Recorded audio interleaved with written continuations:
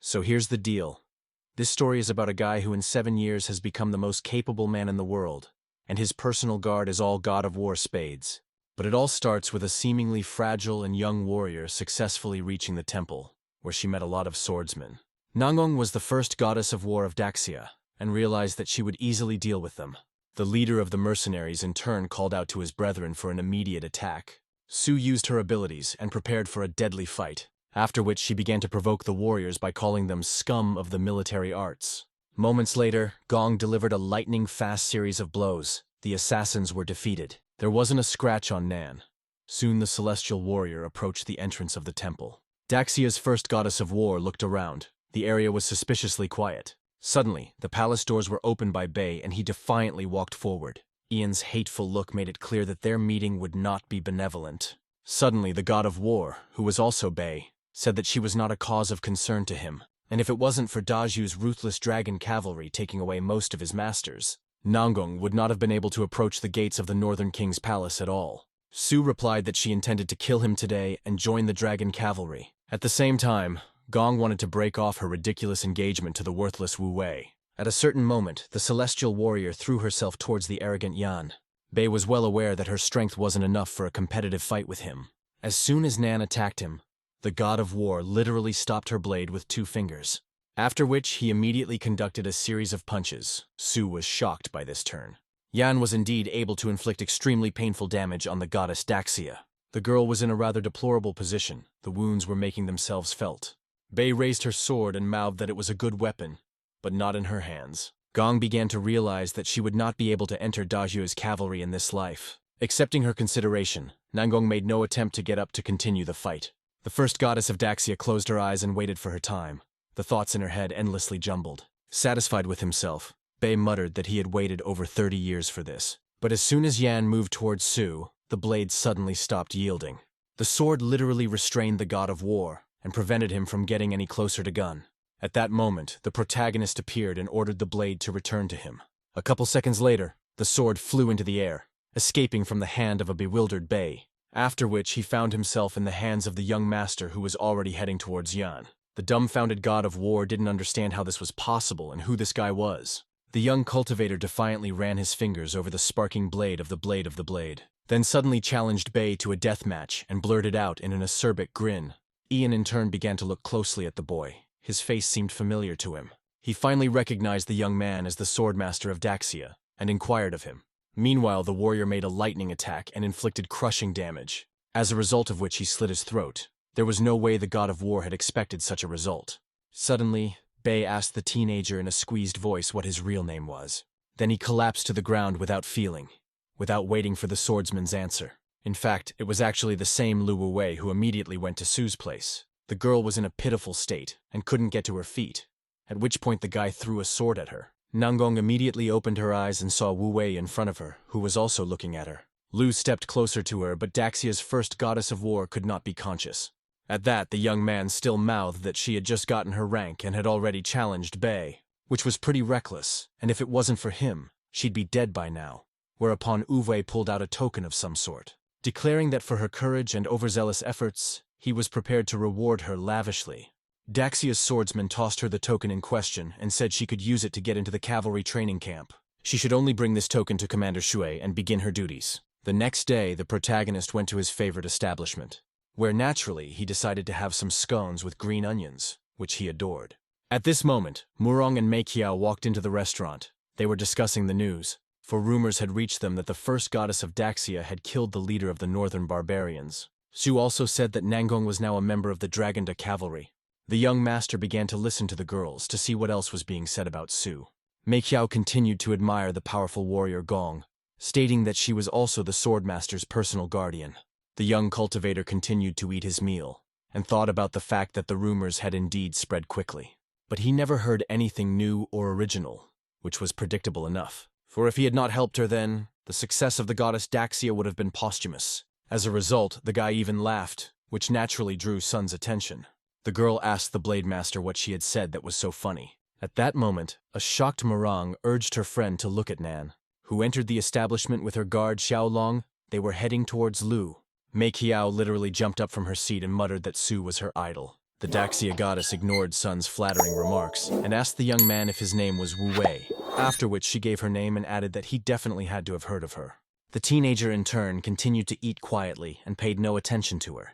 Ne then spread Lu's table, urging him to treat Nangong with respect. After all, her mistress is a goddess of war, and he is obliged to behave accordingly. However, Wu Wei had no intention of becoming an obliging dog and demanded an explanation from them.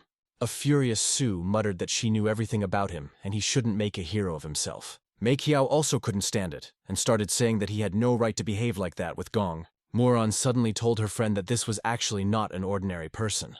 And not too long ago, he was banished from the Lu clan for molesting Shu's daughter. He was dubbed the disgrace of the capital, with his father also involved. During this time, the teen broke his chopsticks out of anger, but kept his cool. Nangong started laughing at him, saying that he was also still out of work and no one wanted to deal with him. Finally, Wu Wei replied that he had never hit on anyone, and it was all lies. Su, in turn, said that she had come about their engagement and showed the relevant document, after which she threw it towards the young master who continued to sit quietly. And even when a piece of paper flew into his face, Lu bitched at this act of the goddess. A bloody cut mark was left on his cheek. Gun mouthed that she was breaking her engagement to him. Sun, in turn, was amazed at Nan's ferocity like this. She even felt sorry for the young man. Goddess Daxia continued to provoke the guy and asked if there were any objections on his part. At this moment, the teenager was covered in an unknown magic while remaining silent. A couple seconds later, the restaurant shook like an earthquake. Bottles from the tables along with the food began to fall to the floor. No one could understand what had happened. Mei Qiao immediately jumped up from her seat and fearfully shouted that it was indeed an earthquake. Xiaolong suddenly informed her goddess that she could sense the approach of a powerful warrior. Nangong fixed her gaze on the teenager, realizing that he wasn't that simple. The swordmaster in turn wiped the blood from his cheek and also looked at Su. A moment later the shaking stopped. No one still didn't understand what was wrong. The protagonist suddenly smiled, for he just didn't want to smear his hands. Ne had remarked that there was nothing funny here, and he was lucky, since the mistress had personally decided to break the engagement.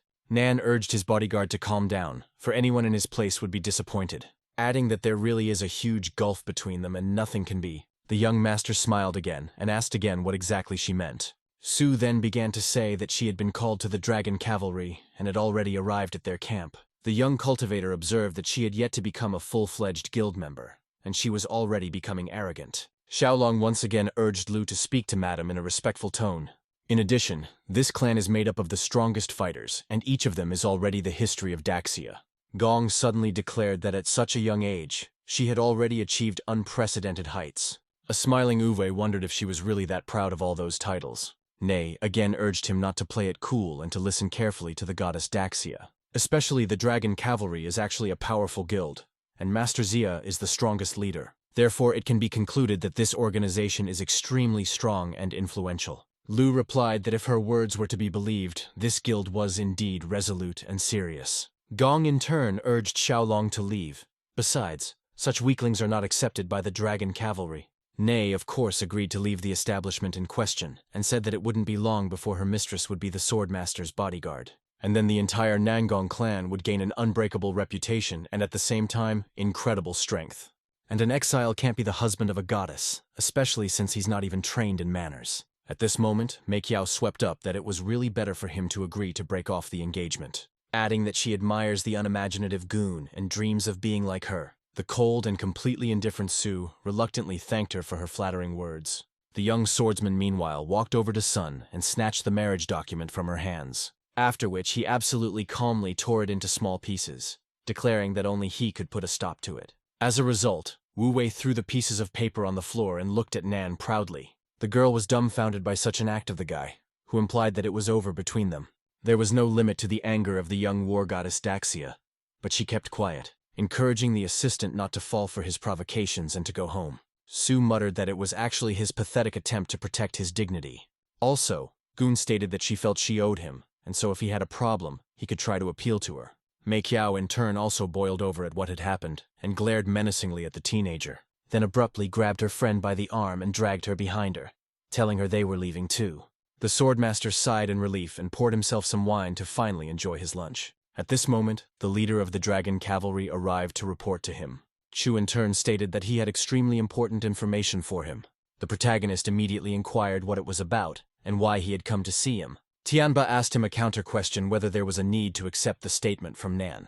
The young master said he thought she was a normal person who could handle herself. However, he was wrong about her, for today Gun had behaved in a completely inappropriate manner. In the end, the young cultivator concluded that she had no place in his cavalry. A dumbfounded Chu remarked that no one had ever been driven out of the cavalry. But Lu had already made up his mind. At this time, an embittered Nangong was walking through the streets of the city with her bodyguard. Suddenly, Su coughed heavily. Xiaolong became worried that Madame had caught a cold. Whereupon, Nei immediately asked Gun if she was cold. The damsel replied that she was fine. The swordmaster in turn urged the waiter to serve him more meat. Da continued to argue that it was unwise to expel Su from the guild, as Daxia would betray great importance to it, then showed the invitations from Nangong, who was going to have a feast in Jiangcheng, adding that if they expelled her from the clan, the consequences could be irreversible, for there was no telling how she would react. This time, Uwei decided to forgive the young lady, but warned that this was her last chance to prove herself. The guy then drank the alcoholic beverage and continued to sit thoughtfully at the table. But Tianba still wouldn't leave. Then the teenager wondered why he was still here. Da abruptly got up from the table and started mumbling something inaudible. Lu asked him to speak plainly. At that time, the young cultivator's henchman handed him another marriage contract. The teenager was shocked by such sudden and not so pleasant news. Chu muttered that it was arranged by the previous swordmaster, since the Song family had done him a favor. Wu Wei couldn't believe that the old man had sold him to some family so easily. At that moment, he realized exactly who he was being matched with and became furious. But there was nothing else to do but to go to the Song family to fan Nan. The very next day, the boy came to Sun's house and greeted the head of the family. Delighted at such a distinguished guest, the old man led him into the house and asked him again if he was really Lu's son. The young man replied positively, and they went inside where Meikiao and her mother were. Sun hurriedly broke the extremely unpleasant news to his daughter that Wu Wei would become her husband. The girl was puzzled by her father's decision, for he had not yet found a young man. But the old man hurried the young people to socialize a bit and sign the prenuptial agreement. When the girl turned around, she came to a bewilderment, for in front of her stood the very same unemployed teenager. Whereupon, she vehemently demanded of her family not to marry her off to this scoundrel, adding that he is from the citywide famous Lu family. The mother was also shocked at this turn of events.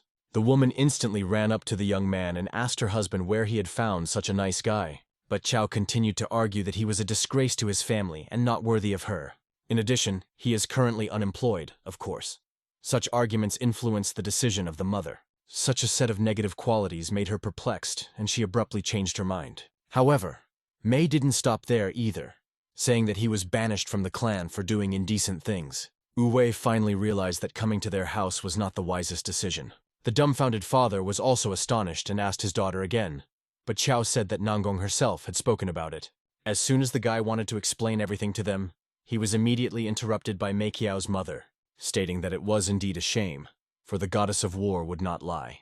After which she demanded that he be escorted out of the house as he could not be the husband of their lovely little girl. Naturally, Chao herself was happy about this decision of her mother's and joined in her words. It was hard for Sunu to dare to take such a step after all. This boy's father was his friend.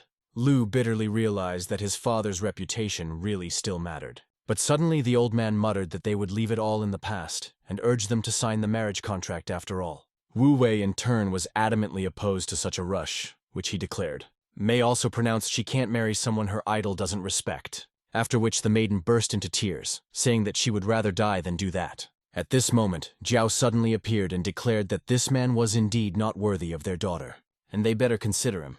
Plus, he's a wealthy guy. Chao's mother was happy to meet him and muttered that it was very convenient for him to show up. The woman looked depressed, for she didn't want to tramp for her daughter. The teenager in turn said that as long as he was here, no one would dare to harm Meikiao. The extremely disgruntled head of the household asked his wife if she had called him here on purpose. The woman responded positively, adding that she could not allow their only daughter to marry Lu. Besides, out of his virtues, he had nothing left, and with this guy's reputation, Chao would suffer for the rest of his life. The enraged protagonist suddenly uttered that he had actually been slandered. Then Mei asked the young master if he really thought Nan had lied. Jiao turned to the young cultivator at this moment and said that he had heard a lot about him. He then put his hand on his shoulder and stated that everyone makes mistakes in life, and he just needed to get on the path of correction. But at the moment, he can't marry Jiangcheng's most beautiful girl. Ju then leaned over to the teenager and added that he was a weakling and had no right to marry someone. The young cultivator shook off his hand with his shoulder, signaling that it was best to stay away from him. Then wiped his shoulder and wondered who he was that dared touch him. Mother May was outraged and urged Wu Wei to show respect to Mr. Zhao. The young man smiled and asked his aunt not to waste her nerves on this scum.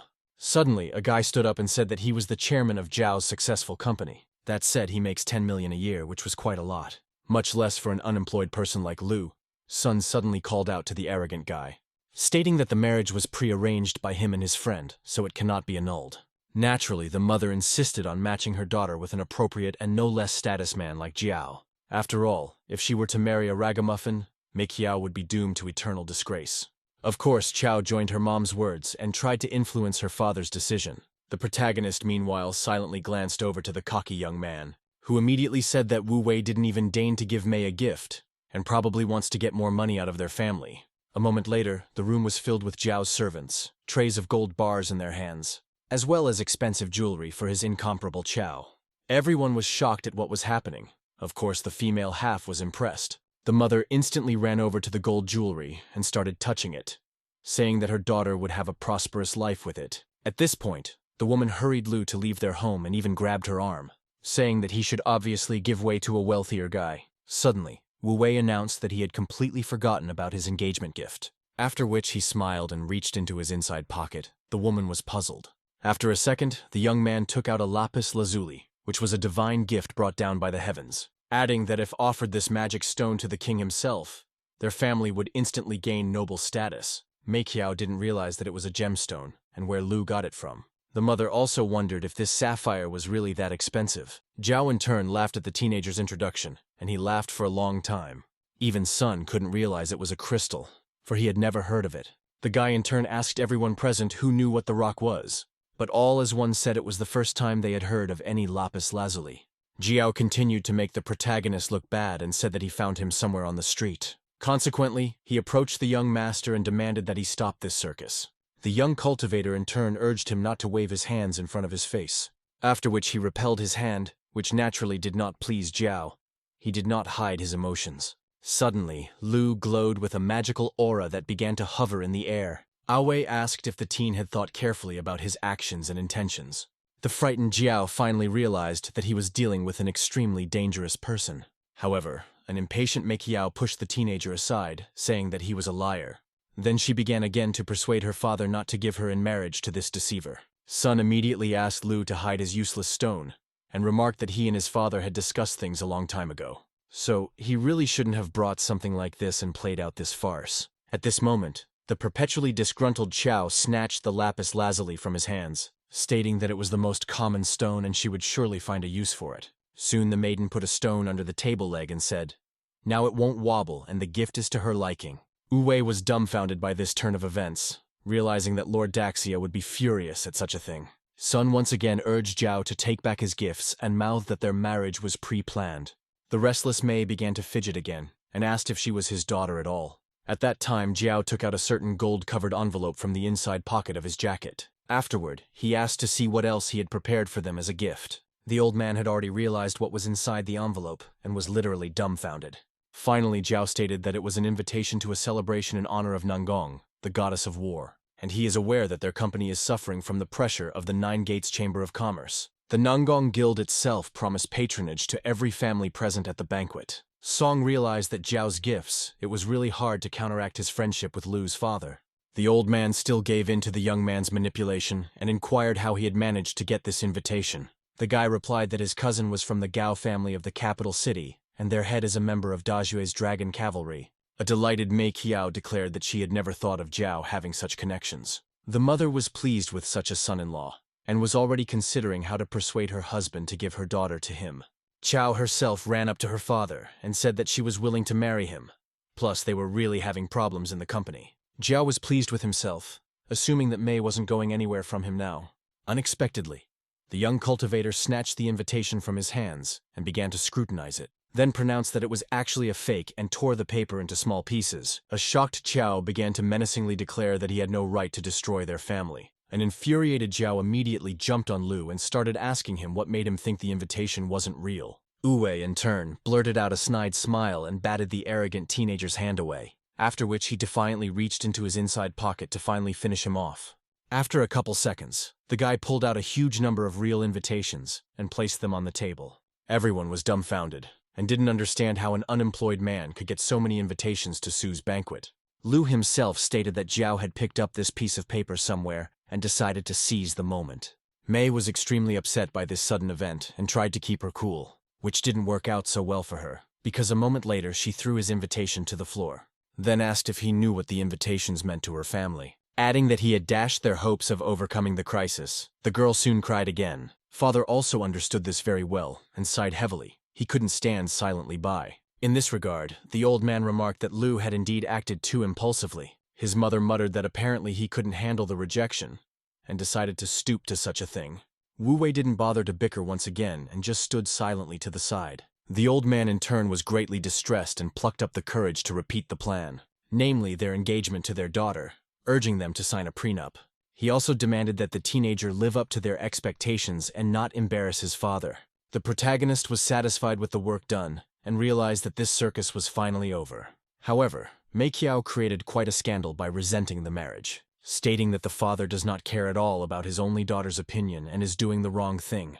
The mother was in solidarity with Qiao and muttered that the old man was completely mad. Meanwhile, an embittered Zhao quietly uttered a curse at Lu, then commanded his wards to immediately leave the confines of the Sun family's house. The woman tried to stop him, but the guy headed toward the exit. The next day, the young master went to the registry office with his bride to legalize their relationship.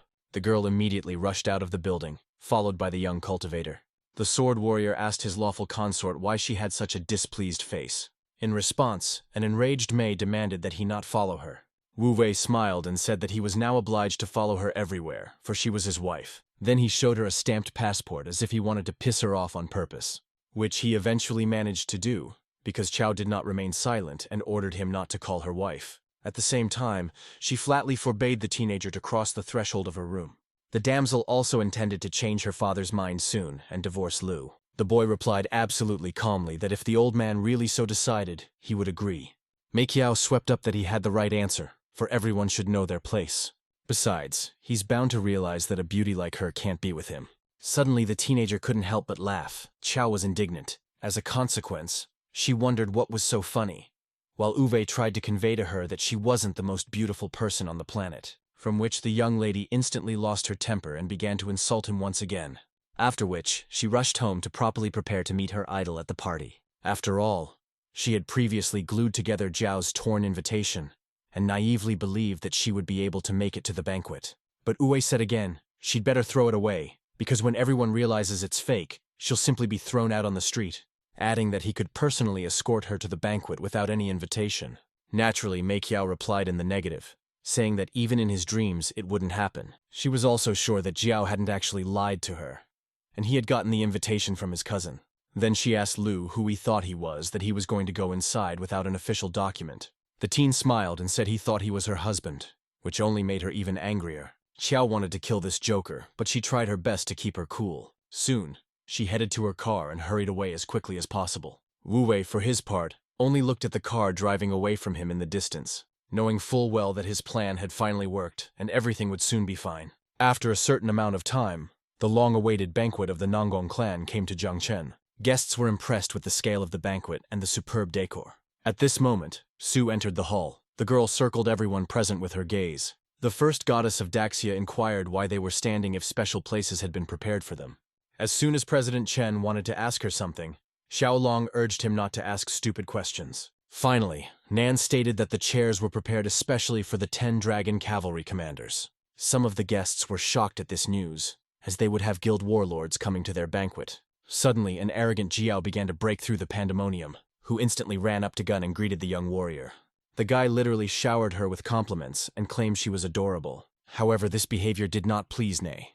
The maiden asked him not to be so intrusive, then muttered that every god of war who joined the cavalry was given a great honor, and the first commander, Swordmaster's bodyguard, Chu Tianba, would become their general. Zhao once again stated that Su's name would definitely go down in history. Suddenly, Servant Nan turned his attention to a freestanding chair in the distance. Gong proudly pronounced that it was meant for a great blade master.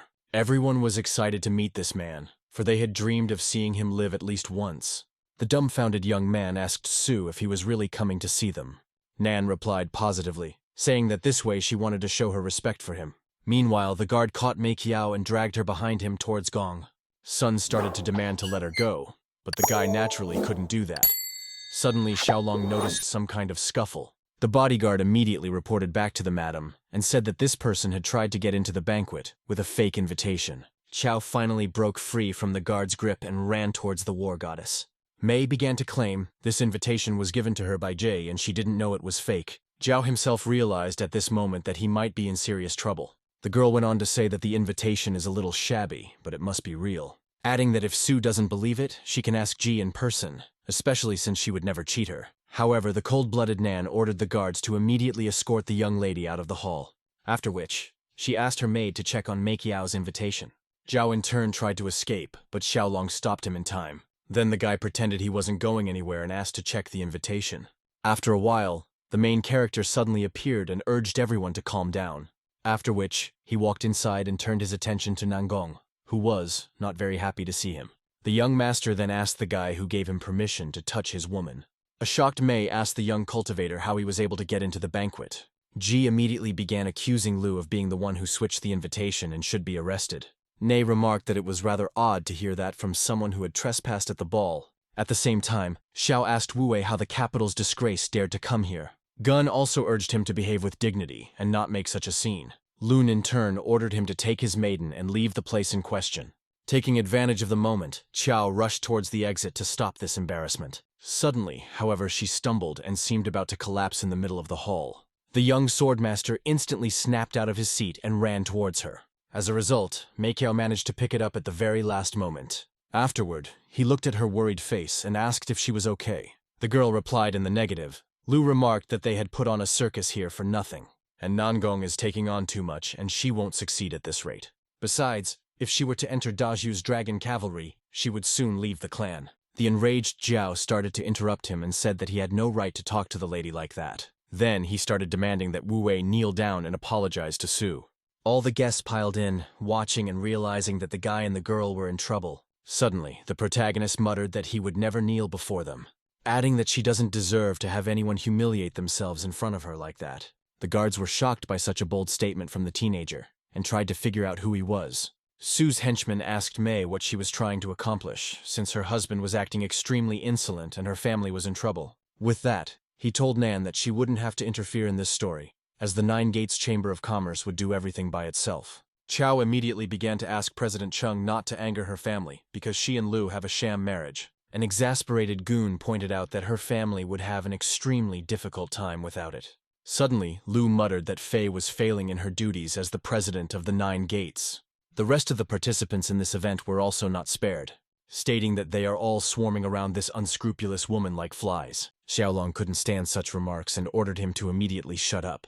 But Wu Wei only laughed at her demand and repeated once more what he had said. Nei in turn was boiling with anger. She wanted to finish off the upstart at the same second. The guests and guards couldn't stop marveling at the bravery of the brazen man, and saying that he wouldn't get away with it so easily. While a contented Jiao watched Lu's embarrassment with pleasure, and realized that dragging the Song family in was overkill. Suddenly, Mei Qiao rudely urged him to shut his mouth and apologize to Madame immediately.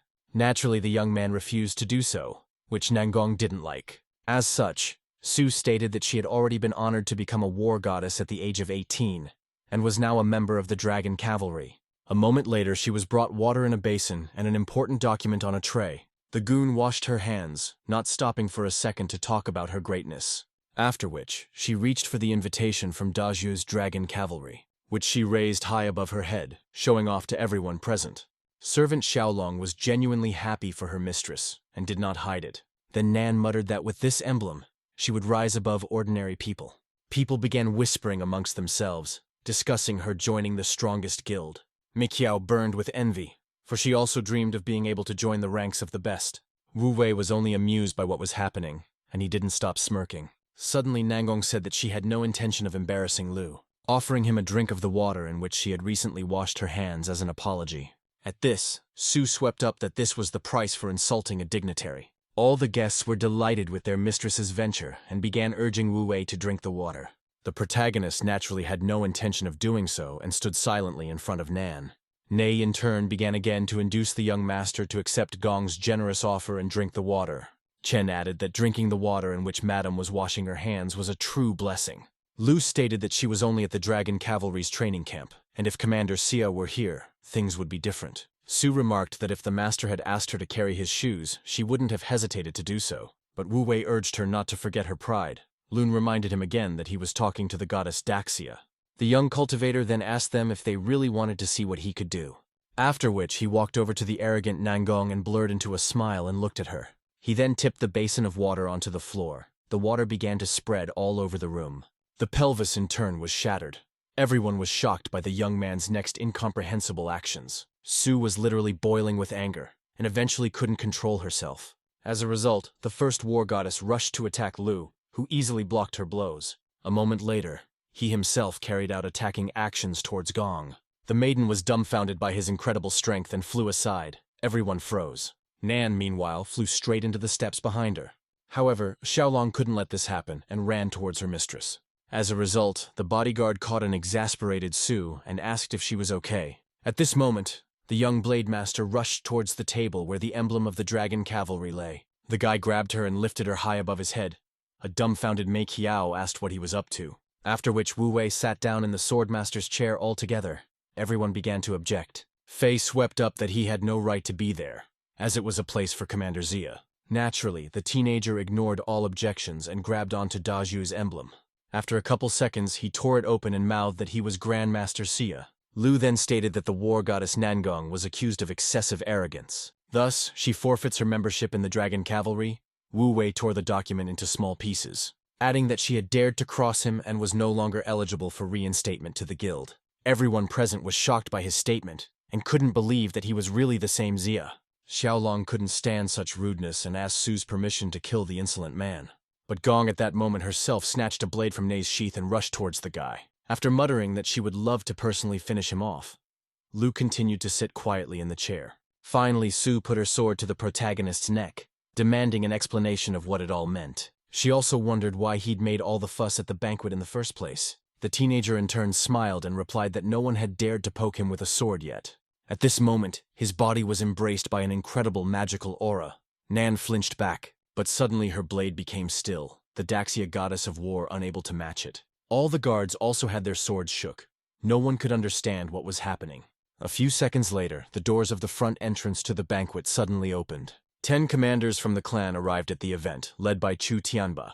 The commander-in-chief of the Dragon Cavalry inquired as to what was going on here.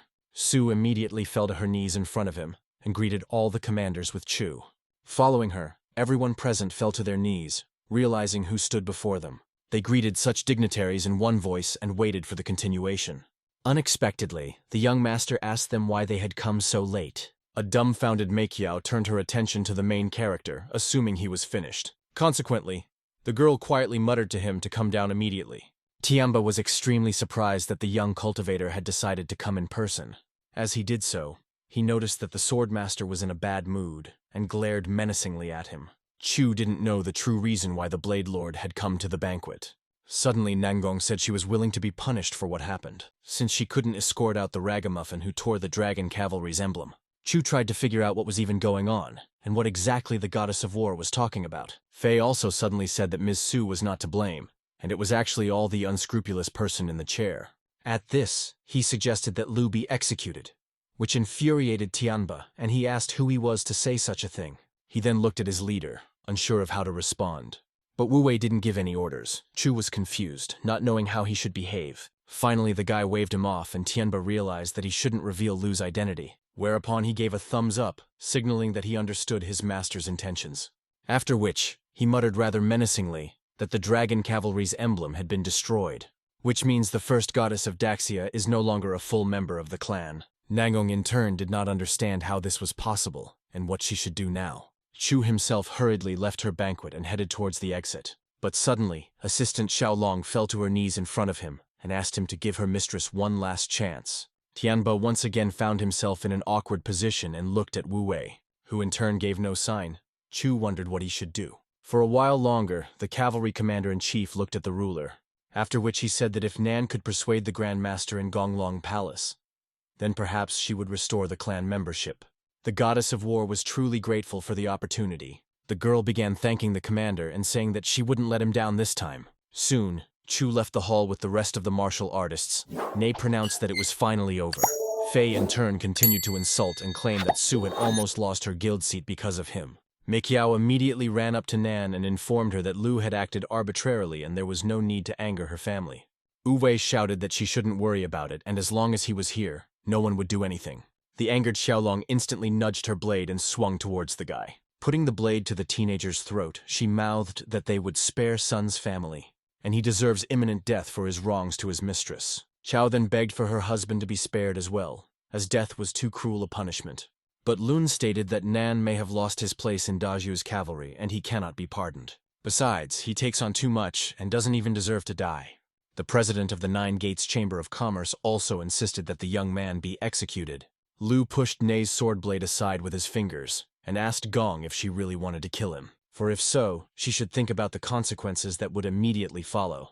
Nan in turn asked the protagonist if he had decided to put on this show in retaliation for abandoning his engagement, adding that it was extremely unwise as she had lost her place in the guild. Jiao was dumbfounded by such news that they were engaged and declared that he really had a rotten soul. The young master suddenly said that the way he was acting was none of their business, but they clearly have an inflated ego, which resulted in a misunderstanding between them.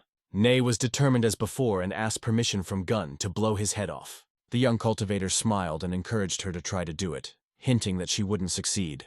But Su said that they shouldn't stain a noble blade with the blood of a dishonorable man, because it would later ruin a good sword, whereupon the goddess hurriedly left. Lastly, she muttered that she would be able to regain Master Sia's favor, and then definitely join the ranks of the Great Dragon Cavalry Dajue, which Lu, of course, highly doubted. Wu Wei swept his eyes up and looked forward to that very day to give her a surprise. The first goddess of war, Daxia, then apologized to all present for the misunderstanding.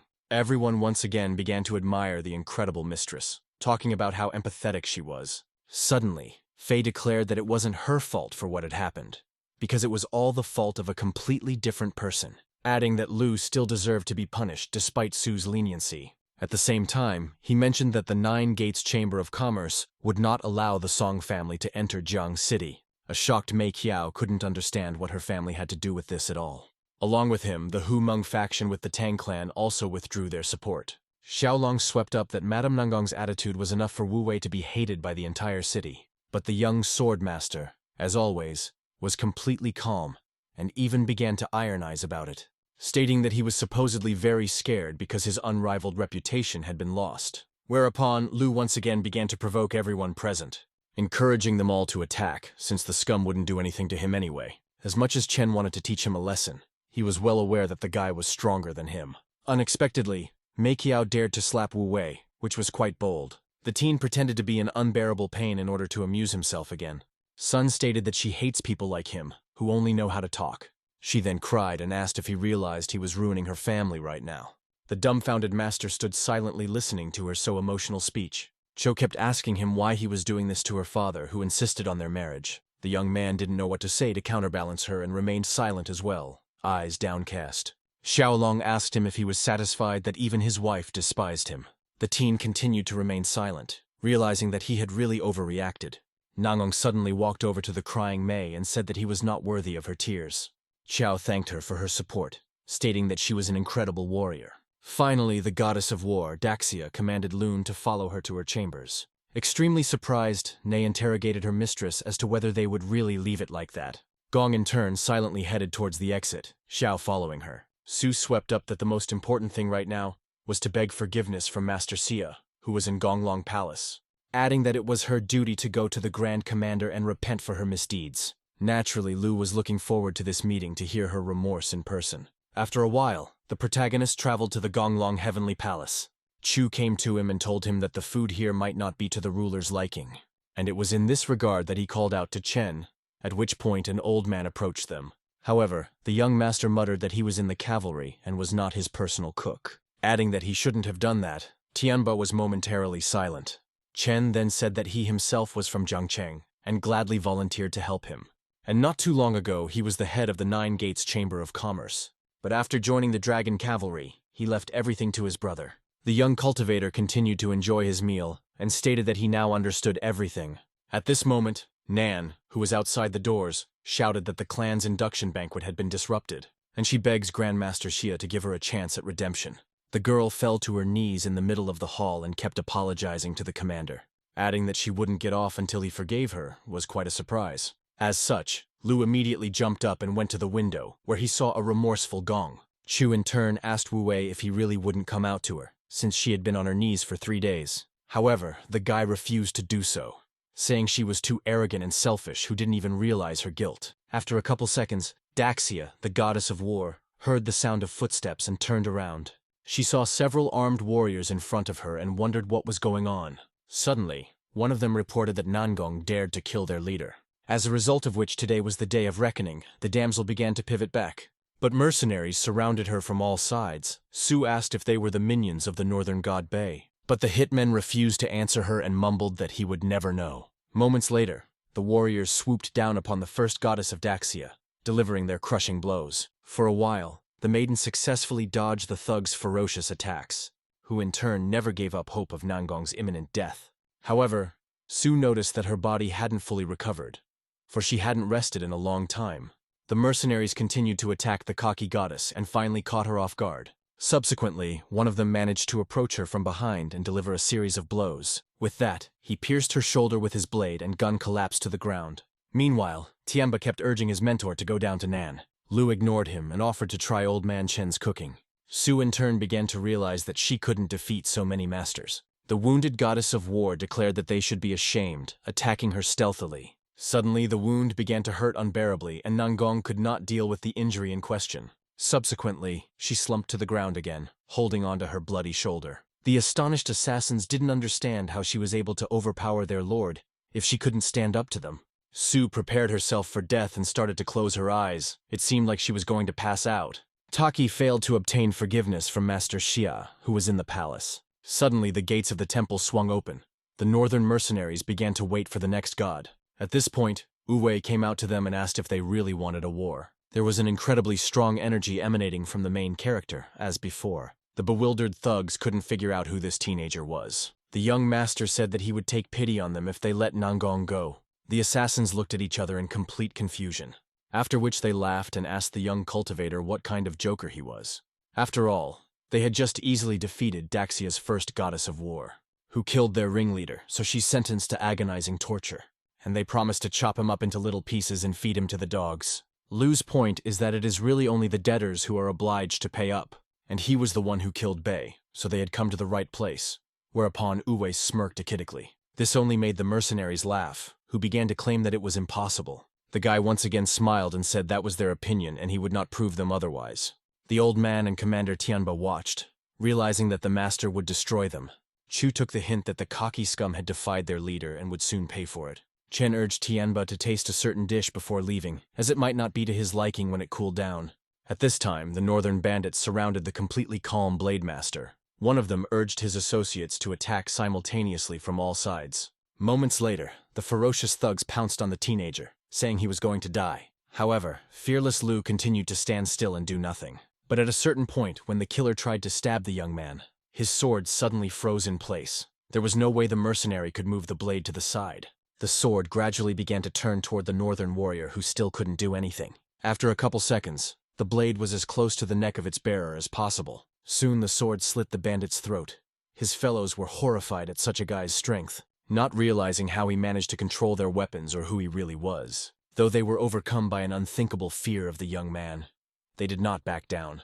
At this point, another assassin asked him how he did it. Still not answering the question, the young swordmaster muttered that it was now his turn. And in just a couple minutes, 4 bloody and decapitated corpses lay in the square. What was expected of the true greatest warrior? It seemed impossible to kill him. Lu ordered the bodies to be removed from the square of Gonglong Palace and looked at Nangong. Daxia's first goddess of war was still unconscious. Wu Wei walked over to her. He realized that she was too weak for the dragon cavalry after all. She couldn't even overpower 4 mercenaries. At this moment, Su began to gradually come to her senses, her body instantly sweating. Lu then assumed that the blade was poisoned, and she needed to get the poison out of her system. The maiden in turn opened her eyes. The image was quite blurry. But as she did so, she saw the silhouette of the wizard and wondered if he had saved her. The teen smiled, but never said anything so she didn't recognize his voice. Extremely unexpectedly, Nangong reached her hand toward Wu Wei's neck and grasped it. After which, just as suddenly she kissed him, the guy was shocked by this turn of events. But he didn't resist and gave in to her will without realizing why Sue was doing it.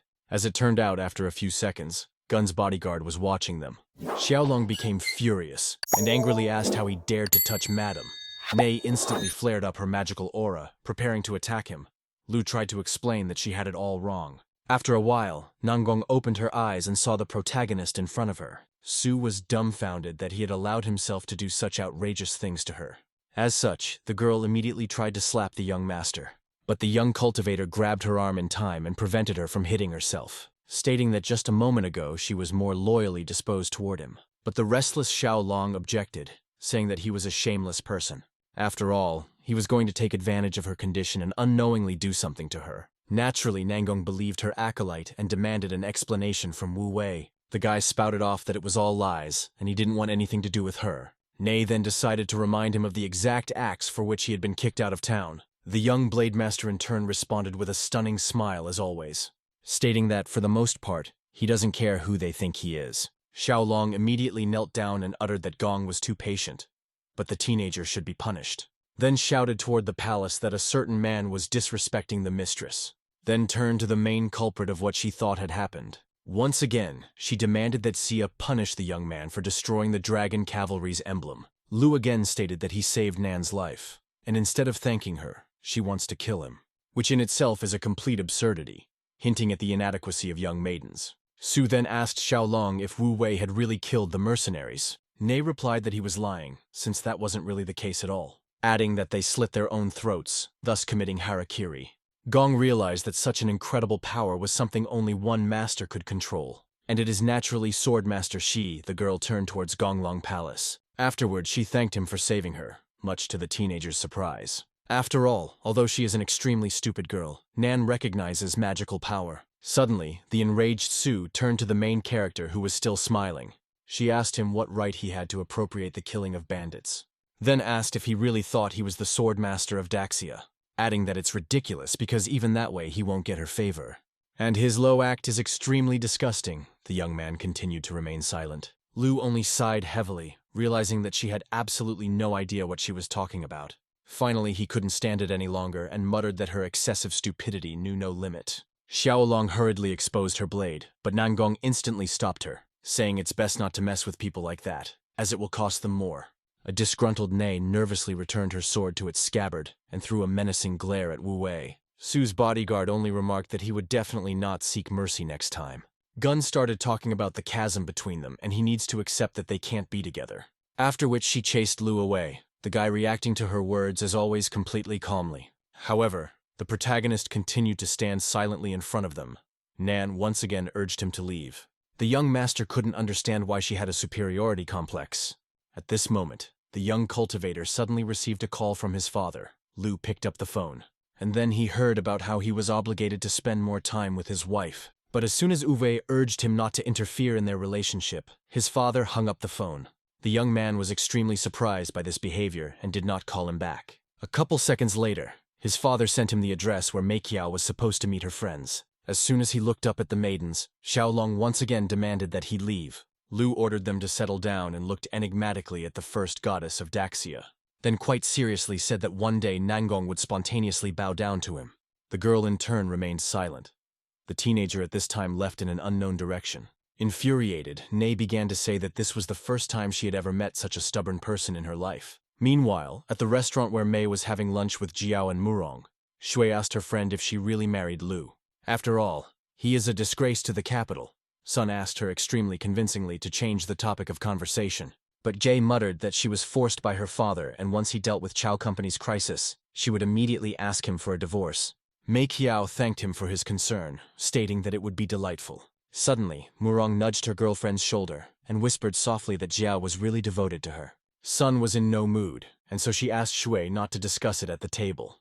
At this moment, the chairman of the Nine Gates Chamber of Commerce approached them.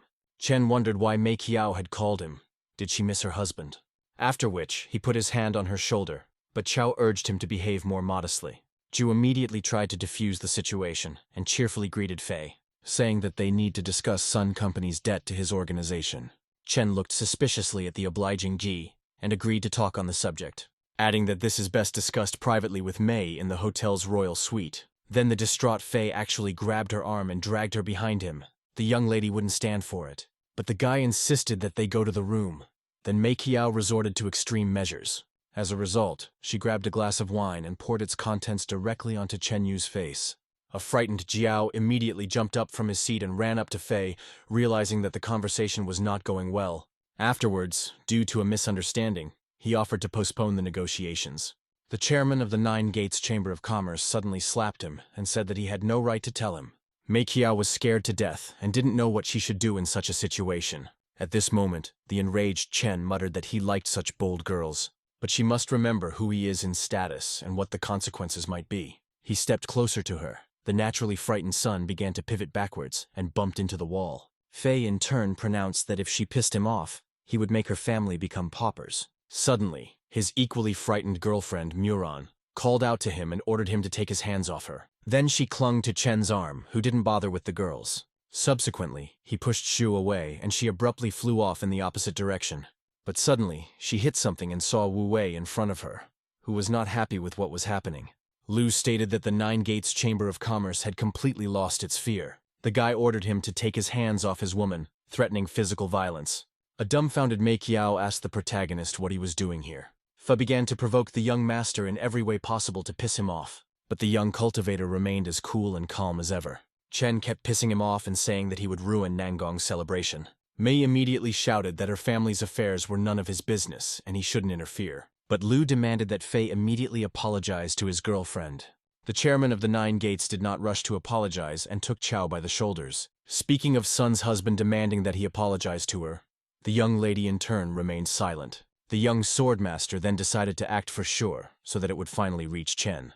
Lu grabbed his arm in a lightning-fast motion and began to gradually squeeze it. Faye screamed like a child, stating that he was in a lot of pain and Wu Wei should let him go. Mei Qiao also asked her uninvited husband to let the company president go. For some more time, the teenager held his arm, bringing excessive pain, after which he finally listened to his wife and let the arrogant Chen go. The guy was holding onto the brush, experiencing a not at all pleasant sensation. Realizing that Lu was indeed much stronger than him, and he wouldn't be able to handle him in a fight. Still, Faye shouted angrily that he wouldn't get away with it that easily. Wu Wei himself once again demanded that the chairman apologize to Mei. For a moment, Chao felt flattered that her husband showed concern towards her. The guy muttered that he couldn't be called a real man if he wasn't able to protect his woman. The young lady literally sprawled in the teenager's arms and gazed enigmatically into his eyes. But as soon as their faces were as close as possible, they were interrupted by Faye's suppressed voice. Chen inquired how Lu wanted him to apologize to her. Wu Wei grabbed a bottle of wine from the table and walked over to the arrogant chairman, then handed him the bottle and ordered him to drink it all immediately, after which it was necessary to crawl on his knees out of the establishment, and maybe then he would forgive Nine Gates. The shocked Jiao instantly objected and began to say that he had lost his mind. After all, it cost him so much effort to get Chen to come here to negotiate. Suddenly, Muran joined him in saying that he really wasn't the last man in town. After all, there were even rumors of the dragon cavalry patronizing them. Faye immediately walked over to the frightened Mei Qiao. The girl lowered her eyes to the floor, then mouthed that he could apologize to her, but whether she wanted to. Sun said he shouldn't do that, and she doesn't hold a grudge against him at all. However, the Blade Master urged her not to fear this man, for he would find a way to deal with him if need be, adding that he could ultimately end the Chamber of Commerce with one decision, making the president himself crawl on his knees and apologize to him. Due to Lu's statement, Mei Qiao became furious, as this would get her family in trouble. Muran also assumed that if this got outside the hall, Sun's company would be destroyed. Chao immediately walked over to Faye and muttered that they all needed to calm down because there was some misunderstanding. In doing so, she agreed that she had previously acted extremely impulsively. At that moment, she looked at the table where there were glasses with an alcoholic beverage. Mei Qiao instantly poured the wine to her cup.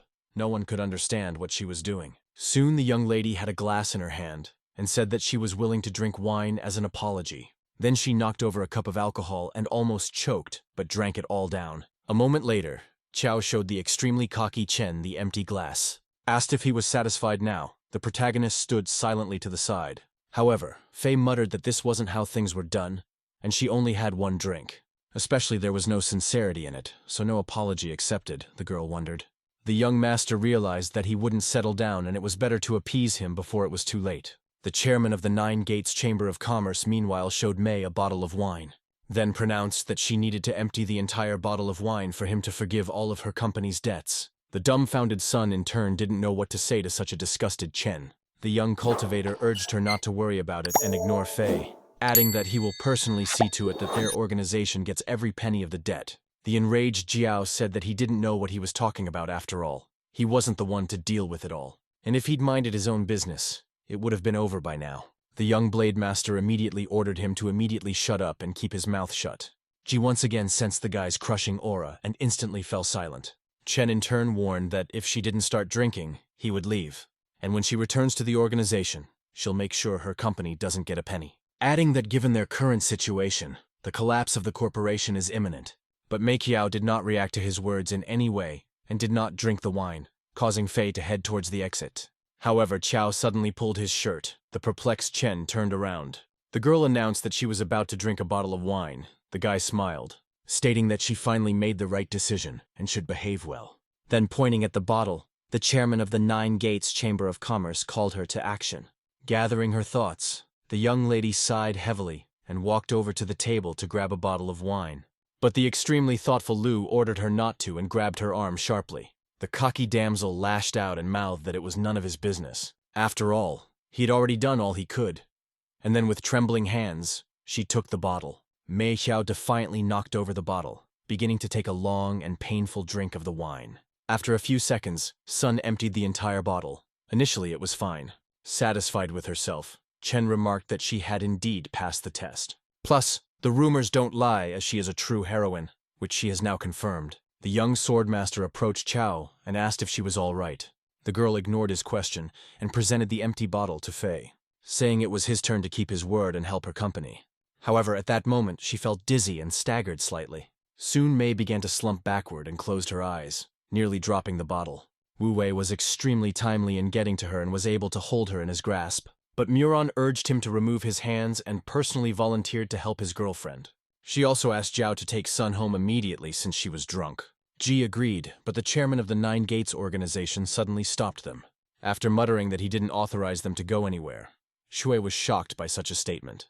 The girl tried to explain to him that Mei Qiao was drunk and needed to go home urgently. But Fei took her hand and said he would personally take care of it. Of course, Lu didn't like that. Chen also promised that the money would be deposited into the Sun family's corporation account tomorrow. Finally, Wu Wei couldn't stand it and ordered him to stop this performance. Fei instantly let go of his wife's hand and wondered what he was unhappy about again. The protagonist was literally boiling with anger and seemed unable to hold back any longer. In the end, the young master boiled up and said that Chen had completely lost his fear. Fei didn't dare to get into a verbal altercation with him and stood silently to the side. Murong urged the young cultivator not to aggravate the situation, as Mei Qiao had already calmed Chen down. Also, Shu asked Ji to think of a way to fix the situation, since he likes Sun. However, Zhao sadly said that he unfortunately couldn't help in any way, because the Nine Gates Chamber of Commerce dominates the city, and his family won't allow themselves to go against them. At this moment, Fei grabbed the drunken maiden's hand and muttered that she would go with him. At that, the guy smirked caustically, as if he intentionally wanted to anger Lu. Muron, in turn, asked Chen to leave her girlfriend alone as she had a bad tolerance for alcohol. Suddenly, Wu Wei grabbed the chairman of the organization by the arm and glared at him menacingly, after which he stated that he was now inflicting an unbelievable amount of trouble on the Chamber of Commerce. But Fei didn't believe him, for he didn't know who was actually standing in front of him. Then he said he would take care of his wife first, and then he would take care of him. The young swordmaster replied that no one in Jiangcheng dared to cross him. Moments later, the teen grabbed a bottle off the table and headed toward Chen. After a couple more seconds, Lu smashed the bottle over the head of the much arrogant Fei, thus demonstrating his clear advantage and making it clear that his word is law. The chairman of the Nine Gates immediately collapsed on the floor, his head beginning to bleed profusely. A dumbfounded Jiao instantly ran up to him to make sure he was alive. A frightened Murong nervously questioned why Wu Wei would do such a thing since it could get them in trouble. Ji instantly started saying that he would be unfortunate when the organization found out about it. The young man thrust the broken bottle forward, showing that he was ready for a fight, after which he stated that if he was brave and not afraid of death, he could try to change his mind. Jie was well aware that he couldn't handle Lu, and naturally didn't budge. A shocked and bloodied Chen asked Wu Wei what he wanted. The blade master in turn slowly reached for the ashtray on the table. The teen then dumped the cigarette butts into a glass of wine and ordered Fei to drink it, adding that he needed to not just take a couple sips, but empty the glass completely. Chen immediately started apologizing to him and saying that he was wrong. Lu replied that it was too late, and forcefully poured the contents of the glass into his mouth. Everyone present was dumbfounded by this act of Wu Wei's, assuming that he was definitely finished now. Meanwhile, Fei wasn't feeling so good, though he tried to hold on.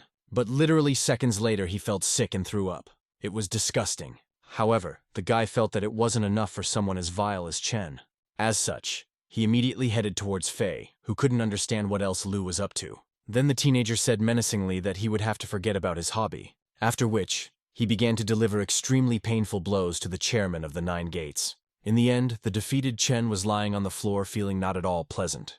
Murong thought that they were sure to be in trouble now, since Wu Wei had beaten Fei severely. The guy, on the other hand, stated that if they were so much afraid of him, they could go and he would deal with him himself. Zhou hurried the girls to run away, because if the Chamber of Commerce people showed up now, they would be finished. Lu only gave Mei Qiao and company a glance, realizing that it was indeed better for them to leave. Chen muttered at this time that he would do anything to keep Sun's family without money. Wu Wei replied that he would come to his organization tomorrow to personally collect the money for her family, and if he's missing even a coin, the president of the Chamber of Commerce will have to break his arm. After a certain amount of time, Zhao brought Mei Qiao home to the family's residence. Showing excessive concern, Ji asked the girl how she was feeling, adding that the doctor advised not to drink for the first while as she had only had her stomach pumped. Qiao mouthed that she was actually already fine and she was perfectly fine. The girl's mother began to thank Zhao for his concern and said that the entire family was extremely grateful for his help. At this moment, the main character entered the room. He was surprised to see Gi. Everyone also took notice of him and instantly stopped their conversations. The young master in turn inquired what was going on here, and why Zhao is in his wife's house. Ji decided not to answer him at this point. However, Mei Qiao's furious mother immediately jumped up from her seat and declared that he was the one who was not welcome here. Once the young cultivator tried to explain to his mother-in-law what had happened, the woman grabbed him by the ear and nervously told him that her husband had entrusted him with their daughter, and he had ruined everything, adding that when Qiao was in real danger, he simply ran away. And if it wasn't for Mr. Zhao standing up for her daughter, there's no telling how it would have ended. The dumbfounded young blade master asked back, "Did Ji really say that?" The boy himself asked his aunt not to be so hard on the still very young Lu. In fact, one can easily see why he acted like the ultimate coward. Mei's mother kept blaming everything on the teen and saying he was useless. Unexpectedly, Wu Wei moved towards the arrogant Zhao to set the stage. Walking up to him, the guy asked if indeed he had protected his wife. Blurring into a cheeky smile, Ji confirmed his words and wondered what the big deal was. Then Lu couldn't stand it and grabbed him by the shirt, saying he was taking credit for someone else's work. Suddenly, Mei Qiao jumped up from the couch and ordered Wu Wei to stop this scuffle. Afterwards, she also blamed him for everything that had happened, because he was the reason they had gotten into trouble, and Zhao had helped smooth things out. The protagonist was simply shocked by such a statement of his wife. The infuriated maiden in turn continued to shower him with insults. Finally, a surprised Lu asked her if she really didn't remember anything. Then he let go of Ji, and he collapsed into his chair without saying a word. Sun was surprised and asked what exactly she should remember, since he was the one who provoked Chen, and she had to drink wine. The girl's mother became furious after realizing that Wu Wei was indeed a trouble generator. Zhao still played the caring guy as well, and asked Qiao not to be nervous, especially in such a state, adding that he didn't need praise from them, and if Lu felt it was his due, so be it. After all, he's trying so hard to earn points with the Sun family that he's willing to go to any lengths, and he agrees to throw the dog a bone. Ji's metaphors were pissing Wu Wei off. The boy could hardly contain himself, but he realized that it wasn't a good idea to have a showdown in Mei's house. The teenager clenched his fist harder and tried to free himself from the violent thoughts. At this moment, Murong came to them and greeted everyone. She also asked Qiao how she was feeling. The girl muttered that she was just in time and immediately wondered who had actually saved her. Xu was puzzled and seemed to be completely unaware of what such questions were in reference to. However, the girlfriend insisted that she finally put out the whole truth, then pointed at Lu and stated that there was still no way he could calm down about it. Extremely relieved, Muran saw the real savior and smiled at him. Wu Wei in turn reciprocated, expecting to hear the real truth from her. Xu procrastinated long enough and started this story too remotely. At a certain point, she caught her eyes on Zhao, who looked at her menacingly. The protagonist suspected something amiss and was horrified to realize that she might be lying. For a while longer, the girl couldn't give a definitive answer and lowered her eyes to the floor. then finally uttered that her girlfriend was actually saved by Mr. Jiao. Ji in turn smiled, realizing that the girl knew her place and had made the right choice. Soon, Murong hurriedly changed the topic of conversation and started talking about how worried she was about Mei Qiao. After all, if it wasn't for Brother Jiao, the consequences could have been extremely dire. She even cried at one point, stating that it was truly awful. Sun instantly threw herself into her arms, saying that it was already over. At this moment, Murong's eyes fell on the angered and extremely indignant Lu, who in turn would not tolerate lying, which he confidently declared. But Zhue said that he's already causing too much trouble, and she doesn't want to watch him ruin her friend's life. The young Blade Master was out of breath, but once again tried to temper his fervor. At this, Murong began to say that Aowei was lying and she was telling the purest truth. The dumbfounded Mei Qiao turned towards her hubby and muttered that he dare not speak like that. After all, he took credit for someone else's accomplishments, and now he's accusing her best friend of lying. The young cultivator in turn was simply stunned by such a brazen slander. He then uttered again that he was actually the one who saved her and Zhue was lying. The cunning Murong immediately cried and began to tearfully beg Qiao to believe her. Mei asked her to calm down and replied that she really believed her. Her mother, however, muttered that as soon as her father returned, she would demand that he authorize their divorce. Ji once again interjected into the dialogue and said it wasn't quite right of her, because that would make him feel quite uncomfortable. After all, if they divorce because of what happened, it will be partly his fault. Wu Wei was shocked by Zhao's cunning, realizing that such a person was capable of anything. The woman vehemently replied that Lu was not worthy of her adorable daughter, since he can't even protect his wife, and he's unemployed. For a certain amount of time, the guy just stood silently by, realizing that everyone was against him. Ji in turn was amused by the situation, because with this arrangement he would win. Wu Wei suddenly called him a clown, which naturally angered the teenager, who started calling him names in response, but never risked doing anything to him. A moment later, the Song family's grandfather appeared in the room and called for silence. Mei Qiao was shocked by his sudden appearance. The old man was clearly on edge. Qiao asked him why he had come and what he was going to do. The grandfather in turn muttered that the granddaughter is obliged, will lose her position as president of the company. She should also go to the Nine Gates Chamber of Commerce and beg for forgiveness. The old man did not overlook Ron, who raised such an irresponsible daughter. Ma was taken aback by such a harsh statement from her own father, but Grandpa wouldn't stop talking about Qiao literally ruining their corporation. A shocked Ron asked her father what had really happened. Then the exasperated old man urged her to ask her unloved daughter. Mother naturally immediately turned to Mei Qiao and asked what Grandpa was talking about. The girl in turn also did not understand the essence of the problem and asked the old man a relevant question. The enraged grandfather remarked that she didn't dare ask him and pretend as if she didn't understand. After all, not only did she beat Chen, but she also threatened to break the arm of the president of the company. Thus, the Nine Gates Chamber of Commerce will soon take on their corporation, and everyone who owes their firm money is no longer going to pay their debts. Mei Qiao as well as the others were in utter despair and didn't know what to do. After all, without money, their corporation would simply die, and they would have to shut down years of business. Morin in turn muttered that there must be some way out of this situation. Ron took a seat on the couch and asked her daughter if she really did it. Qiao grabbed her head and replied that she didn't know because she couldn't remember anything. After telling her how Jiao assured her that he had figured it all out himself and there shouldn't be any problems. At this point they turned to Ji, and he realized he had to get out of it somehow. Suddenly the guy muttered that he hadn't promised any such thing, and Mei had gotten it all mixed up. Lu decided to seize the opportunity then, and remarked that he had apparently forgotten his own words, since he himself threatened to break the president's arm and dealt with Fei in a manly manner. Ron urged Wu Wei not to be sarcastic or interfere in their affairs, for he had already done all he could. The protagonist instantly fell silent as he watched Jiao begin to extricate himself from the situation. Ma reminded Ji of how he said his father was a very close friend of the Chamber of Commerce president. An overjoyed Mei Qiao asked Jiao if it was true and he would help them. The young man only smiled back, unsure of what to do in this position. The woman pronounced that since he had hit Chen and had such connections, he just had to help, because without money, their company will just die, and they'll be finished. Qiao literally started begging Ji to help them.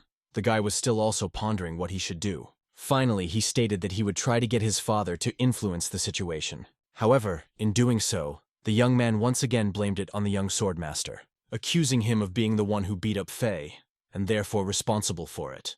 Ron was dumbfounded by this news and began to insult her son-in-law again. Mei Qiao in turn asked Murong if Lu was the one who hit Chen.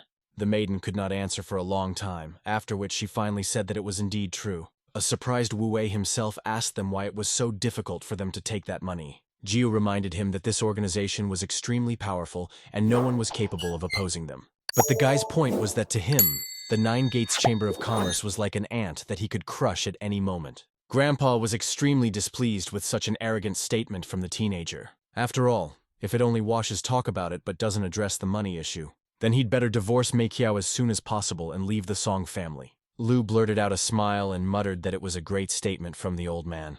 The main character tried his best to assure everyone that it's really not that hard. Ron couldn't stand it and said that he was nothing but trouble and no longer trusted, adding that their marriage should be dissolved for everyone to breathe a sigh of relief. Suddenly, the young master said they managed to blame him for everything, but they didn't even ask what Chen wanted to do to Qiao. Grandpa replied that he was quite an influential and respected man, and he could do no wrong. Mei Qiao was shocked. Realizing that things were happening in a completely different way, the old man added, even if he was really up to something terrible, one had to bitch about it, for the simple reason that he is much stronger than them, and the Nine Gates could make a big difference to the company. As soon as the granddaughter tried to contradict him, her father ran into the room. He urged his father not to talk about such things, for he didn't even realize what it could lead to, especially since Lu doesn't have a job, and sending him to deal with this organization is tantamount to suicide. However, the young cultivator assured his father-in-law that he would do everything to the best of his ability. Then he turned to his grandfather and once again mouthed that he would handle everything. The aggressive old man urged the Blade Master not to call him his grandfather. Mei Qiao's father still tried to change his son-in-law's mind, but Wu Wei insisted. He also mentioned that Dazio's Dragon Cavalry was behind this organization. After all, if something happened to him, he wouldn't be able to look his father in the eye in peace. Muran even felt sorry for the young man, and she tried to dissuade him from the plan. After all, he has no life otherwise, and it's better to think things over carefully to find another solution. Suddenly, Mei walked over to her friend and urged her not to talk Lu down, adding that he will, as he always does, just talk and do nothing. Qiao then turned to Grandpa and promised to make things right, which he naturally had doubts about. Wu Wei had a hint that they would soon all be convinced that he was no empty-headed man. Soon, the Swordmaster left the confines of the Song family's residence and walked outside, where he turned his attention to Muran running out after him, but he passed him by. Suddenly the girl called out to him, asking him to wait. The guy stopped. Afterwards, inquiring what the liar wanted from him, Shui began to sass back, then suddenly muttered that she had actually decided to help him. The extremely surprised teen asked how exactly she would be able to help him. Murong then stated that she would ask her grandfather to intercede for him and Sun's family before the Nine Gates. And they can listen to him, for he is a renowned healer and his word carries weight. A dumbfounded Wu Wei asked her again if he was really a great healer, declaring that no one dares before him to be called a true healer. Suddenly the guy jabbed a finger at the girl's head and Muran flinched backward. After that he said that he didn't need the help of the lying girl. Besides, he would deal with everything himself. Zhu started to insult him after all. She had volunteered to help and he turned out to be an ungrateful person. Lu in turn ignored her remarks and walked off in an unknown direction, which infuriated the young lady even more, who only gave him a glance. She was extremely curious as to how he would affect the decision of the Nine Gates Chamber of Commerce. But Muran did follow the protagonist, and he brought her to his office. A dumbfounded Shui wondered if he was some kind of entrepreneur. And it all belongs to him. The young master put his feet up on the table in a businesslike manner, after which he muttered that it wasn't too late to befriend him, and smiled wickedly. The girl, in turn, was very frightened and asked not to molest her. At this point, an aide ran into his office and fell to his knees, claiming it was all his fault, for he did not follow his brother who dared to insult the great lord, adding that from now on, the Nine Gates Chamber of Commerce is in the hands of the young swordmaster. Lu urged Chen to get off his knees and said he would give him one last chance, and if this organization pays all the money to Sun's family, he will be forgiven. A shocked Muran asked what the play was and how such a powerful corporation could have passed into his hands. Wu Wei once again broke out into a snide smile and mouthed that she would soon find out about everything. Afterward, the guy asked the old man who else owed money to the Sun family. Chen presented him with a folder of documents and said that he had gathered all the information he could about it. These companies ended up being more than a dozen, much to the teenager's surprise.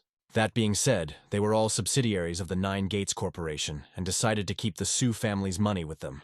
The enraged young man remarked that they had no right to do such an act. After reading the documents, Lu realized how brazen all these firms were. The old man also stated that he had already contacted all the heads of these companies and they would be here soon. Wu Wei urged Chen to write down those who dare not show up today and strip them of their corporations. The old man bowed low to his master and said he would do everything to the best of his ability. Moments later, one of the rulers of the Songxin firm literally kicked the door with his foot. Walking into Lu's office, he inquired as to who dared threaten his corporation, naively believing that he is the indestructible link in the business. Seeing such a young lad, he became furious and asked what he was allowing himself. Jiao then leaned toward him and inquired again about where he had come from, for he had not been heard from before, angrily adding that no one had ever dared to threaten Jishin himself. He also demanded an immediate explanation from the teenager, threatening him with swift reprisal. The young blade master in turn took it all in with a smile on his face as always, then absolutely calmly and casually took a cup of tea and took a couple of sips. An exasperated Shan once again demanded an explanation from such an overconfident fellow. Then Wu Wei finally urged the old man to show Ji who was the master here. Chen instantly headed towards the overly insolent president of Songxin Corporation, then suddenly hit him and Jiao found himself on the floor. He was shocked by this turn of events. After all, no one had ever really allowed anything like that to happen to him. A dumbfounded Shan declared that they had no right to touch him. The old man warned him that if he didn't stop behaving like this, Songxin's company would be ruined. Moran watched and was shocked by the teenager's power. She had no idea that Lu would actually turn out to be such an influential person. At this moment, a perplexed Yue called out to the protagonist to clarify one detail. The girl wondered if he had decided to raise money for Sun's family in this way. The young master smiled and asked her a counter-question, wondering if she was afraid of adult games. An extremely indignant Ji suddenly declared that they had no idea who they were messing with. After all, he is the CEO of Songxin Corporation, and no one dares to treat him like this. The young cultivator swept up that his firm was a subsidiary of the Nine Gates. Shan wondered if the youngster wasn't afraid of what they might do to him. Chen looked at his master at this moment, realizing that Lu was rather condescending towards him. In fact, his strength was indestructible, and he could make them beg for mercy with a single move. Consequently, the old man asked Jiao if he knew who the person standing in front of him was, adding that it's up to him to believe it or not, but he can shut down Songxin in seconds. Ji was shocked and didn't understand what was going on and who these people were, for he had never heard of them. After a while, Pen walked into the office. Ao Wei greeted him. Xu said that he had been running the business in Jiangchen for many years, and no one would interfere with him, much less threaten his company Marriott. No one usually has the strength to do that. The young blade master in turn took the teapot in his hands absolutely calmly, and so casually poured himself a cup of tea, then sat back in his chair. A bewildered Pen saw his buddy Shan lying on the floor and was surprised, then wondered what was going on here and why he was sprawled out on the floor. At that moment, the old man stabbed him in the back and Xu joined his friend. Finding himself in a horizontal position, the big man became furious, whereupon he asked Chen who Grandpa thought he was, since he could easily kill him. The old man slowly walked up to the businessman and mouthed that he didn't think he was anyone, and in fact, he is an ordinary cook, then simply shocked the directors of the companies. Suddenly Muran turned to Lu. Wu Wei inquired what she wanted. Sui urged him to stop the old man, as they would destroy the Sun Corporation at this rate.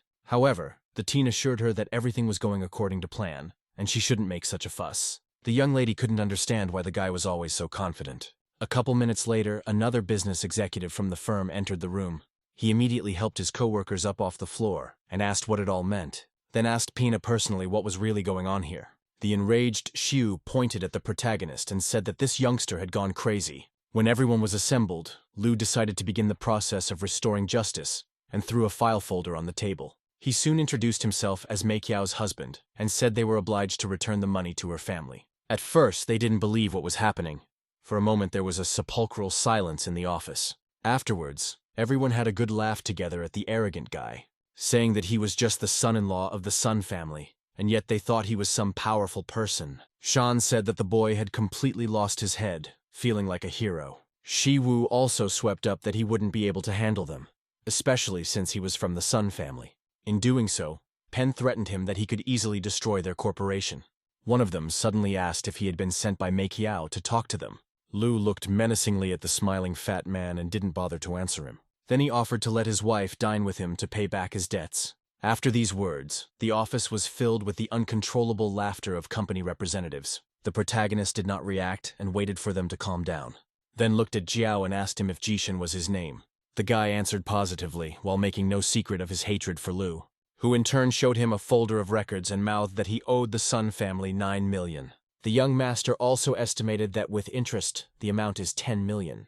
The young cultivator threw him a folder of documents and gave him time to collect the money until tomorrow. A dumbfounded Shan said that he could not raise that amount of money in one day. Especially at the request of some son-in-law of the Sun family, he won't do it. Besides, if he obeys the boy, he'll lose his face and it will reflect on his company.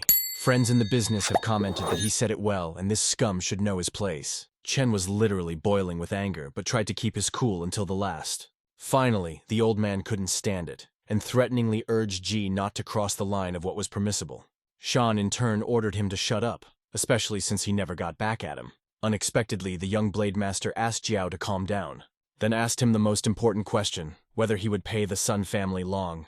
An extremely arrogant Ji replied that he wouldn't pay anything to some kid, adding that he had not received a single yuan from him, let alone 10 million. And he's not going to listen to the Sun family's son-in-law at all, so it's best not to make him angry. Lu in turn smirked as usual. Muron was shocked at what was happening. Wu Wei also urged Shan to memorize his words, as it would come in handy for him in the future. At that, the teenager asked his assistant, in the person of Old Man Chen, to write it down in a notebook. The assistant instantly took out a pen and wrote down Jiao's debt at the top of the first page. Thus, Jiao refused to pay the 10 million debt. However, Ji still couldn't settle down and began to provoke the guy in every way possible, saying he apparently has no idea who's behind him since he's hoping to pay off his debts. Wu Wei ignored Shan's exertions and moved on to the next debtor, which turned out to be Peng. He had to pay 8 million yuan. At that, Lu factored in the interest and threw the folder at his feet. Shu didn't bat an eye. The protagonist absolutely calmly mouthed that he also has only 1 day to pay off the debt. Pen began to squirm and say that no 8 million he owed to Sun's company. His friends only confirmed Shu's words, stating that they were not living sweetly as it was. Especially in business, there will always be some scumbag who wants to make money off them. Pen urged his friend not to waste his nerves and time on this boy. Besides, that crazy son-in-law of the Sun family can't do anything to them. At this moment, Shu stood on the folder with the evidence of his debt and wiped his feet on it. Then with a smile on his face, he muttered that the debt was as good as gone. For now it was just a rag. Lu looked at him and said that these arrogant businessmen were a nerve-wracking experience. Then said that from that moment on, Pen owed the Sun family as much as 20 million. Shu extremely unsuccessfully turned on his sarcasm mode and added that he might also give Marriott away. Wu Wei immediately caught the head of the company's eye and said that he wanted to do it himself, and no one pulled his tongue. Afterward, he asked the old man to write down in his notebook that Pen should give them his corporation and 20 million. Chen happily mapped this in his notebook and remarked that Shu had said it for nothing. A shocked Moran couldn't believe what was happening and looked at the old man. Shu wondered at him if this was all serious, and he was really writing it down, adding that Lu has just lost his mind, and the old man is playing along with him and thus making the situation worse. But Wu Wei's assistant urged the young lady not to express herself in such a tone about the Lord. However, the girl couldn't calm down and asked the guy directly what he was doing. The smiling teen mouthed that this was really just the beginning. Also, the protagonist extremely kindly asked Muran to stay out of his business. A perplexed Shui stated that she was doing it with good intentions, adding that she's worried about his safety, because this could all spill over into more problems. The young master in turn glanced characteristically at the old man. Chen immediately approached the maiden and asked Morong not to interfere, or else he would be forced to escort her out. The girl took offense at the young cultivator and his elderly assistant, but there was nothing she could do. Meanwhile, the blade master began to go further down the list, but he never had time to do so, for he was suddenly called out by Fatty Lee. The businessman asked an unexpected question about how much he owed the Sun family. Lu replied indifferently enough that his total debt was only 2 million. The fatty interrogated him. Was it really only 2 million yuan? As if he was not happy about it, adding that he was clearly looking down on him. Then Wu Wei changed the rules of the game a bit. Assuming it wasn't enough for him, the teen decided to multiply the debt several times over. Thus Li's debt had already amounted to 200 million yuan, which he reported to him. Moments later, the guy signed the document and asked the head of the company to review it. The fat man in turn smiled and said he would never give them a penny.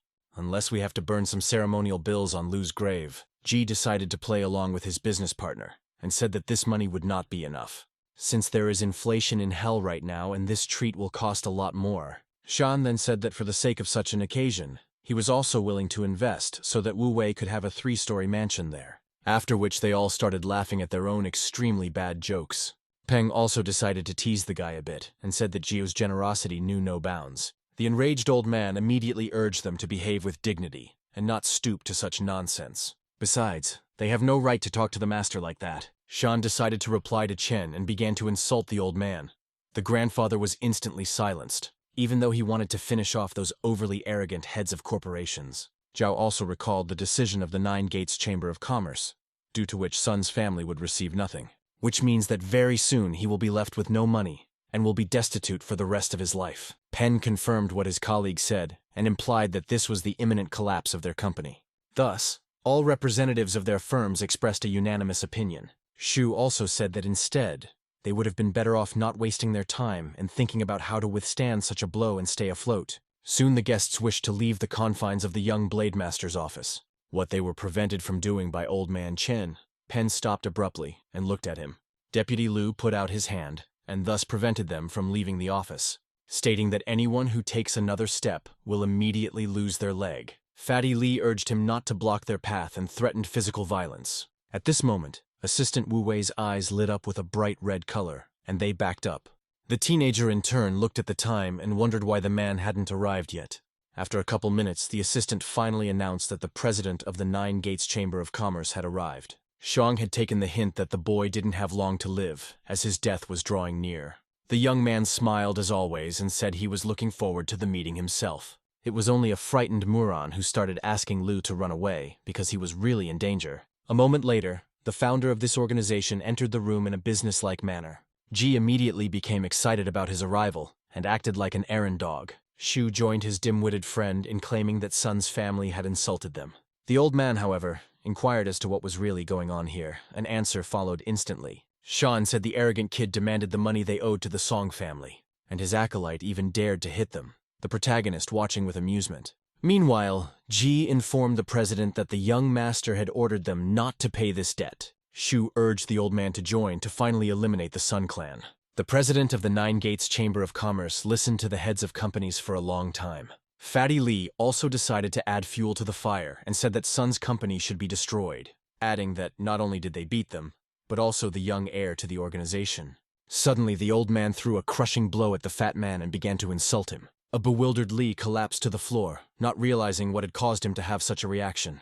Pen stood back and couldn't understand why the president was acting this way. Suddenly, the old man muttered that they all deserved these blows, and if it were up to him, he would have applied himself. A dumbfounded Shu asked him what, in regards to what, had caused his anger. In response, he received a hard slap from the president of the Nine Gates Chamber of Commerce.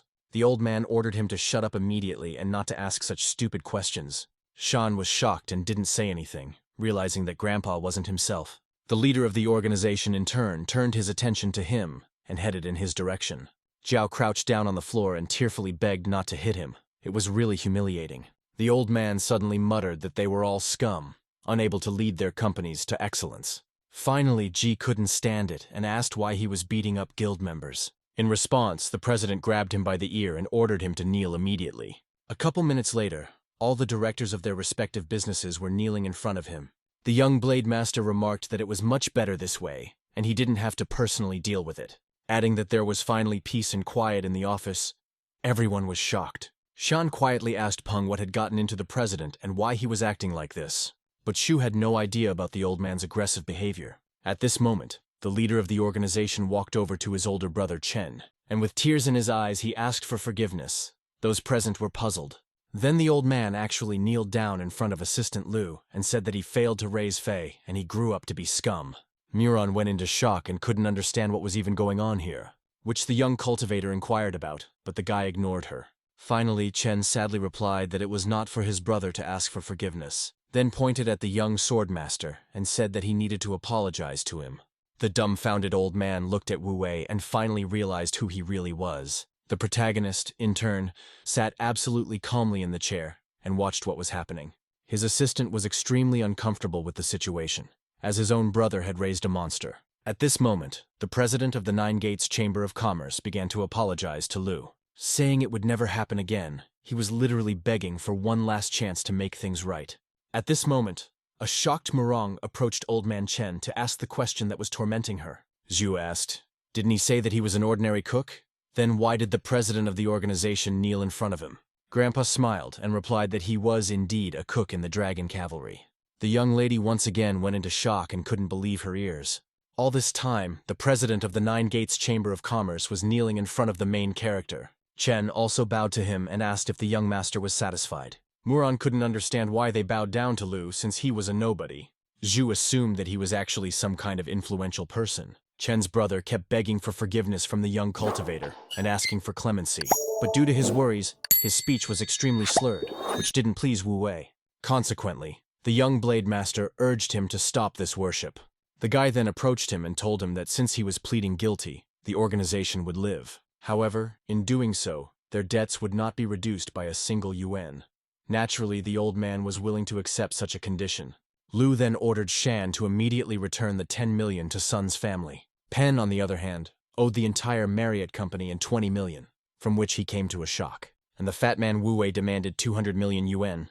Li was dumbfounded. He attempted to challenge this decision of the boy, in connection with which he appealed to the president. But the old man made it clear that they had better fulfill the condition, lest they end up on the street. At this, Fei's father ordered his dim-witted offspring to be brought in, but an assistant came out instead, who reported that a young gentleman had booked a room at the Hanyu Hotel. Since he said he had to meet Mei Qiao there to discuss the company's affairs, the guy suddenly slapped the table, realizing exactly what he wanted to talk to her about.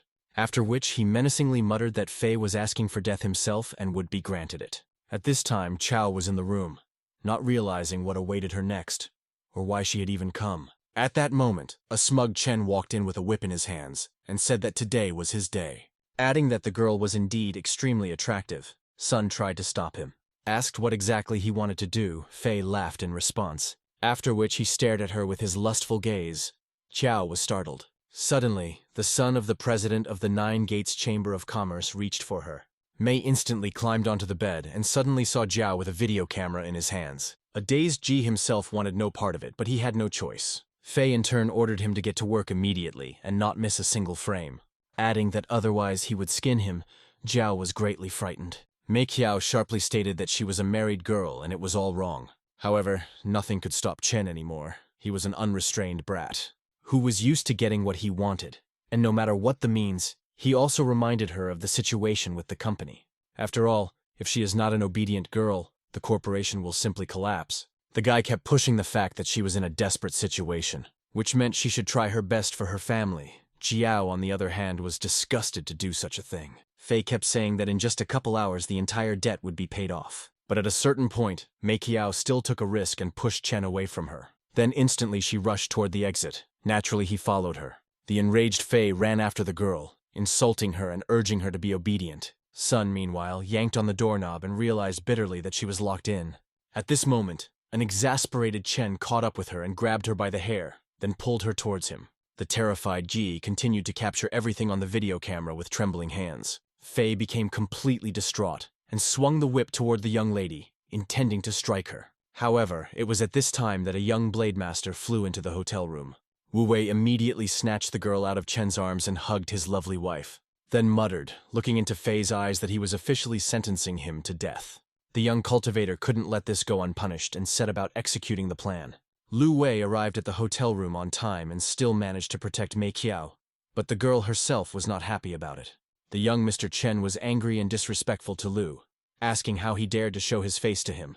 But suddenly Uwa's hand reached out to him, and the guy didn't even have time to jump away.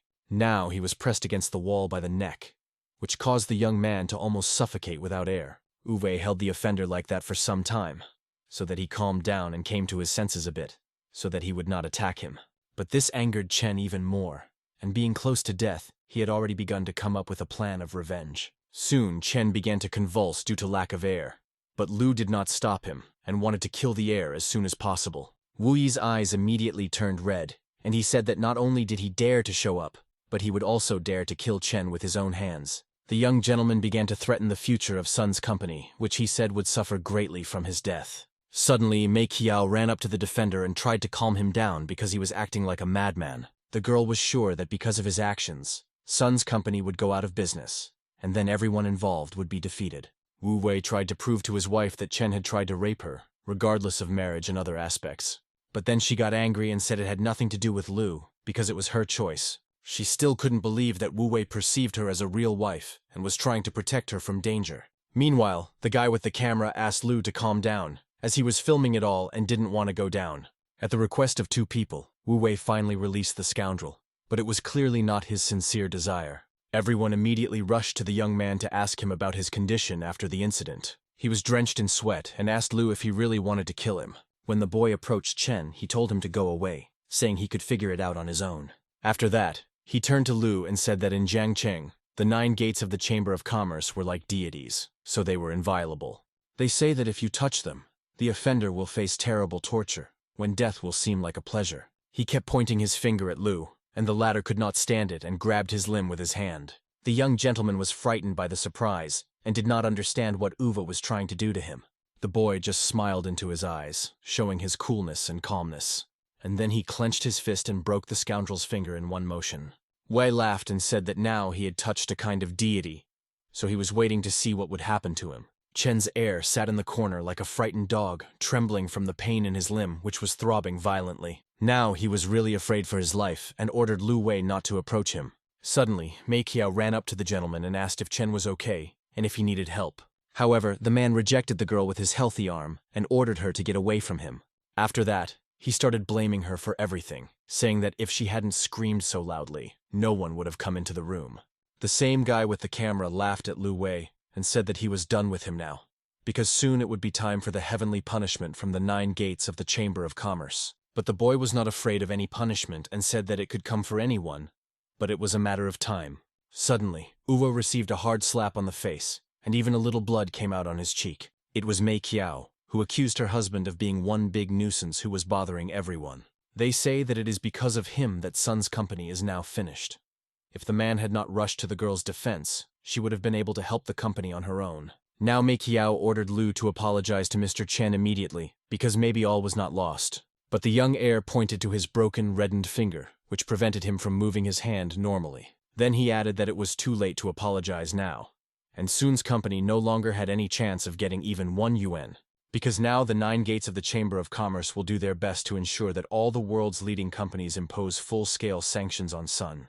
And after that, the company can start digging its own grave, as it is unrealistic to recover from sanctions. Lu Wei walked closer to the bastard and asked Mei Qiao if she really wanted him to apologize to such a pile of garbage. The one that only knows how to threaten its status and use others to satisfy its own interests. Now Chen had nothing to say and started calling for help, for someone to break the legs of the guy who had broken his finger. Suddenly, the door opened at that very moment, and all the managers of the 9 gates of the outlet entered. The young man was happy that someone would finally help him, but his look changed abruptly. He saw his grandfather and felt that he had come for a reason, so now we can expect something bad. Then the president of the 9 gates told Chen that if they hadn't come, he would have had time to make an even bigger mess. With his behavior, the boy could have destroyed the 9 gates of the Chamber of Commerce, and thus left himself without an inheritance. Then Chen began to explain that his grandfather had misunderstood everything. He said that Meng Qiao was just the head of a small song company, so there would be no terrible consequences. After these words, the president could not stand it, and came closer to the young man and slapped him hard. Every time Chen did this, he called him not by name, but an ungrateful rat who only spoiled everything and did not contribute. The boy almost burst into tears when his grandfather hit him, because this had never happened before. Now he grabbed his cheek and tearfully asked the old man why he had done this to him. But the president of the company bowed to Chairwoman Sun and asked her to name her demands, and the 9 thresholds of the Chamber of Commerce would fulfill them. For some in the room, it was strange to see a man of such status bowing down to an ordinary girl who holds a managerial position in a small company. Meanwhile, Meng Qiao replied that she didn't want anything. She only wants to take the Song family's money and put everything back in its place. After hearing this, Lu Wei smiled and said that it was too merciful for a man who wanted to rape a girl. At that moment, her sister also recalled the attempted violence, so she emphasized that the retribution should be greater. Lu Wei decided to deal with young Mr. Chen on his own and turned to old Chen. Then he ordered him to expel the bastard Jiang Cheng so that he would not see him again. This, of course, was dutifully done, although young Chen started to laugh and said that his own grandfather would never do that to him. Lu takes himself too seriously. Lu Wei was even told that the president is already incredibly generous, so he needs to stop being arrogant. After that, the Doric turned to the president and told him not to listen to Lu, and to do only what he thought was right. Then Chen's grandfather paused and turned to his brother, saying that he knew what he had to do.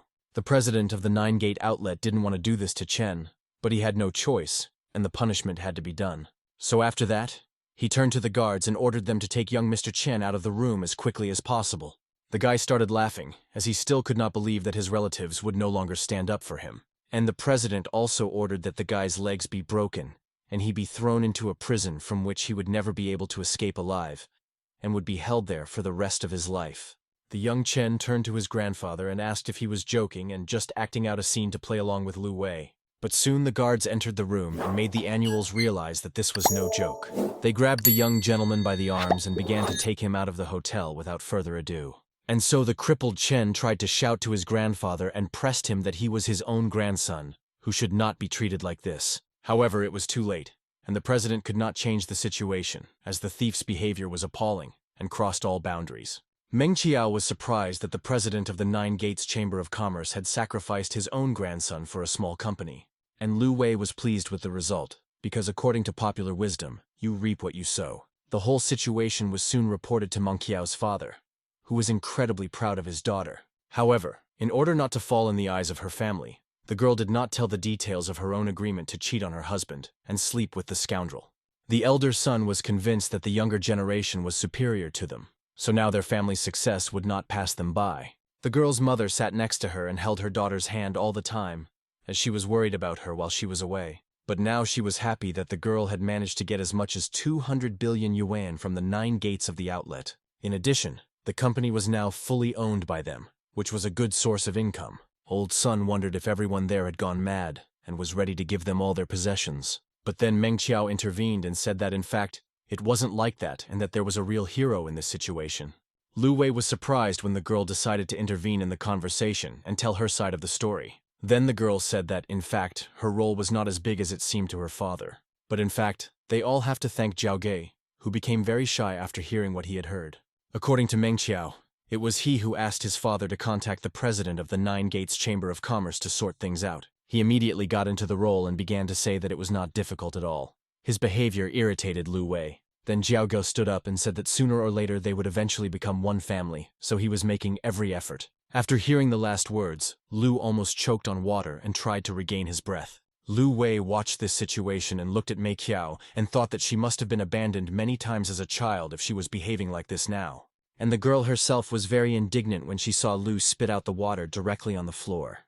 Then she cringed and made a comment that the guy was behaving disgustingly and disrespecting her family and home. Then he took a napkin and covered his face in shame. Now he could not understand his emotions about what was happening. Shui Murong was sitting next to him, and she offered to help him and mocked him, asking if he was feeling well. He thanked me for my concern and said that he was fine, just that the liquid got into the wrong place. Zhao Ji also noticed how Lu's face had changed, so he asked him, not with the best of intentions, if something had upset him. There was strong competition between the thieves, so none of them allowed themselves to show weakness. And Zhao continued to play the role of a savior, and added that he couldn't help but do so, after all these years that he and Mei Qiao had known each other.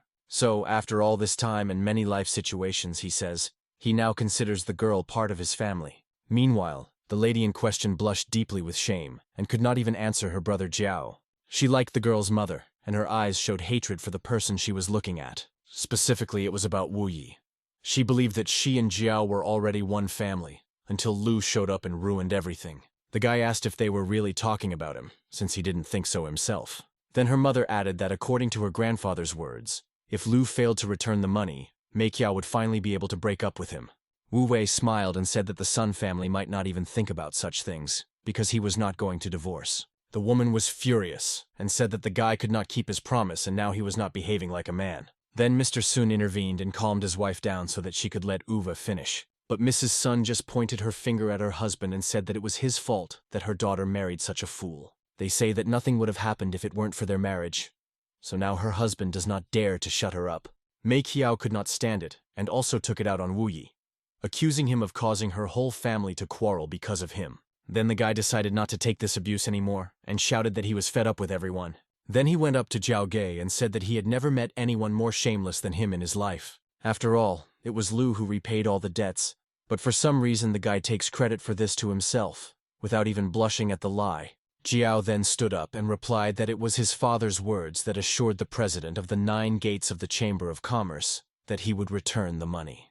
Mrs. Sun watched her favorite son-in-law's behavior and rejoiced, hoping that one day he would become her daughter's official husband. Suddenly, Shui Murong interjected and said that she had previously thought that the Zhao family's status was not so high as to indicate influence over the 9 gates of the Chamber of Commerce. She hid behind Lu's back, but Jiao Ge noticed the girl and said that she was also lying. But Murong decided to ask his friend why she didn't believe that Lu Wei had dealt with the issue. The girl didn't know what to say, and her eyes were like those of a child who doesn't know the truth. Ms. Sun laughed after this question and said that a fool like Lu could not have solved such a problem. They say that if this loser had found a way to manage the 9 gates of the outlet, then the pigs would have learned to crawl up trees. And when Murong approached Mei Qiao, the latter took her hands and tried to calm her down. She was sure that Lu had threatened her to defend his honor in front of the whole family. Jiaoge was glad that now the Song family admired him even more and wanted their daughter to marry him. However, Murong replied that she was serious about what she said.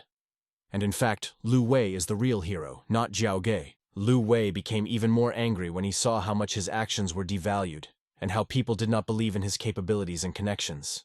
Then the guy couldn't stand it any longer, and went up to Sun Mei Qiao and asked if she ever used her brain. She wasn't used to being spoken to in that tone, so she got angry, and asked Lu what he had just said to her. After that, the guy reminded me that when Fei Chen tried to rape her, it was Jiao Ge who was standing next to her and filmed it from the outside. At that moment, the so-called cameraman fell into despair, because his identity had now been declassified. Next to him on the couch was the camera he had used to film everything, so he decided to hide it behind his back so that the girl's parents wouldn't see the evidence. Lu Wei asked Mei Qiao if she still believed the lies that Jiao had told her about her. Then Ji decided to defend himself and said that he was just stalling for time.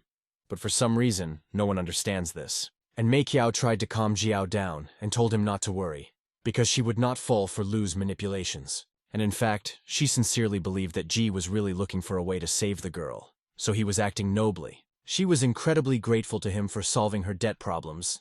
And as for the Marriott company, she decided to give it to the Jiao family.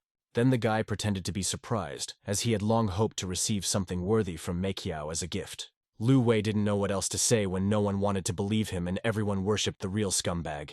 Jiao Ge began to shine with joy, and said that it was a very unexpected and very expensive gift. And Shui Murong tried to calm her friend down, so that she would think carefully before giving up the whole company like that. She didn't understand the point of giving her business to outsiders. Then Ms. Sun also agreed with the girl's words, and said that it was not fashionable for Marriott to give back, as this company could bring in a very large profit.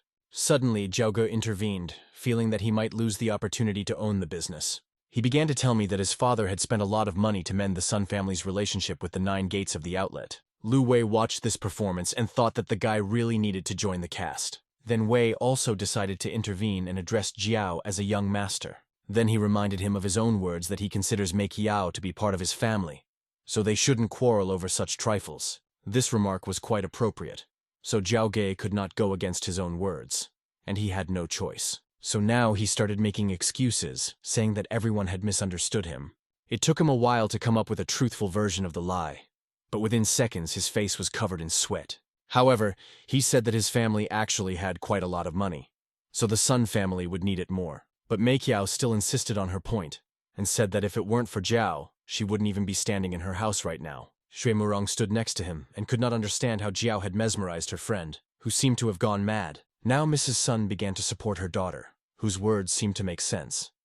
She asked Jiao Ge not to be ashamed, because sooner or later they would become a family. Then Lu Wei raised his hand in protest, but no one cared what he said.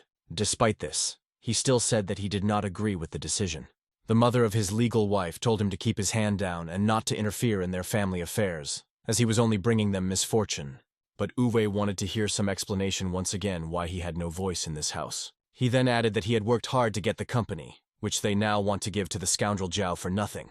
Then Mei Qiao started shouting at the guy again and told him to stop pretending to be a savior. They say that Jiao Ge deserves all this, so no one has the right to protest her opinion. And the pseudo-hero himself was only too happy to be considered the best, and he would be able to get the company without any questions asked. Mei Qiao told Lu that if he was against her words, they could divorce as soon as possible and not bother each other anymore. Then even Mr. Sun decided to intervene, and said that he understood Lu Wei's sense of dignity, but he should not cross the line. And then he reassured the guy that in any case he would not allow them to divorce, as there was a binding contract. Mei Qiao began to cry and give her father pity that she could no longer be in the same room as Lu. That's when she took Jiao Ge's hand and began to lead him so that she wouldn't be alone with her thoughts. She also offered the guy a dinner in honor of the fact that he had helped her so much. Now they went to the kitchen together, and Zhao felt like a real winner at that moment. Mei Qiao told Wu not to dare follow them because she was not responsible for the consequences. The guy had nothing to add. On the one hand, he didn't care that he wasn't considered a hero, but he was disgusted that a scumbag like Zhao was taking credit for his work. When she and Ji left the living room, Shui Murong looked at her friend's back and sincerely did not understand why she did not want to believe the truth. No one in the room except Muron realized who was really cool, and since the girl's family insisted that she finally get married, she has now clearly decided that she will take Ube for herself. After several hours of talking to the Sun family, which yielded absolutely nothing useful, Lu walked home deep in thought. Suddenly, someone quietly approached from behind and suddenly grabbed the guy's arm. He didn't pay attention at first because he was so deep in thought, but then he reacted quickly. Wu Wei was always ready for a fight, as his social status required constant protection, so he squeezed his attacker's hand hard. But as it turned out, it was Shui Murong who wanted to call the guy for a conversation, so she caught up with him. Lu was surprised to see the girl, and asked why she was following him all the way. Then he gently let go of her hand and apologized for squeezing it too hard in surprise. But in fact, Muron was not as hurt as it might look from the outside, as she was willing to talk. So, without wasting any time, she asked Lu directly if he wanted to become her boyfriend and start a family in the future. Wei was surprised to hear this, as he was definitely not ready to consider such a proposal right now. However, after his surprise, a wave of aggression rushed at him, and he asked if Muron had a fever, because she was talking nonsense. After that, he calmed down and explained that he was married to Mei Qiao, whose best friend is also Muron. But the girl said she only needed it for one day, and Mei Qiao agreed to borrow her husband for the time being.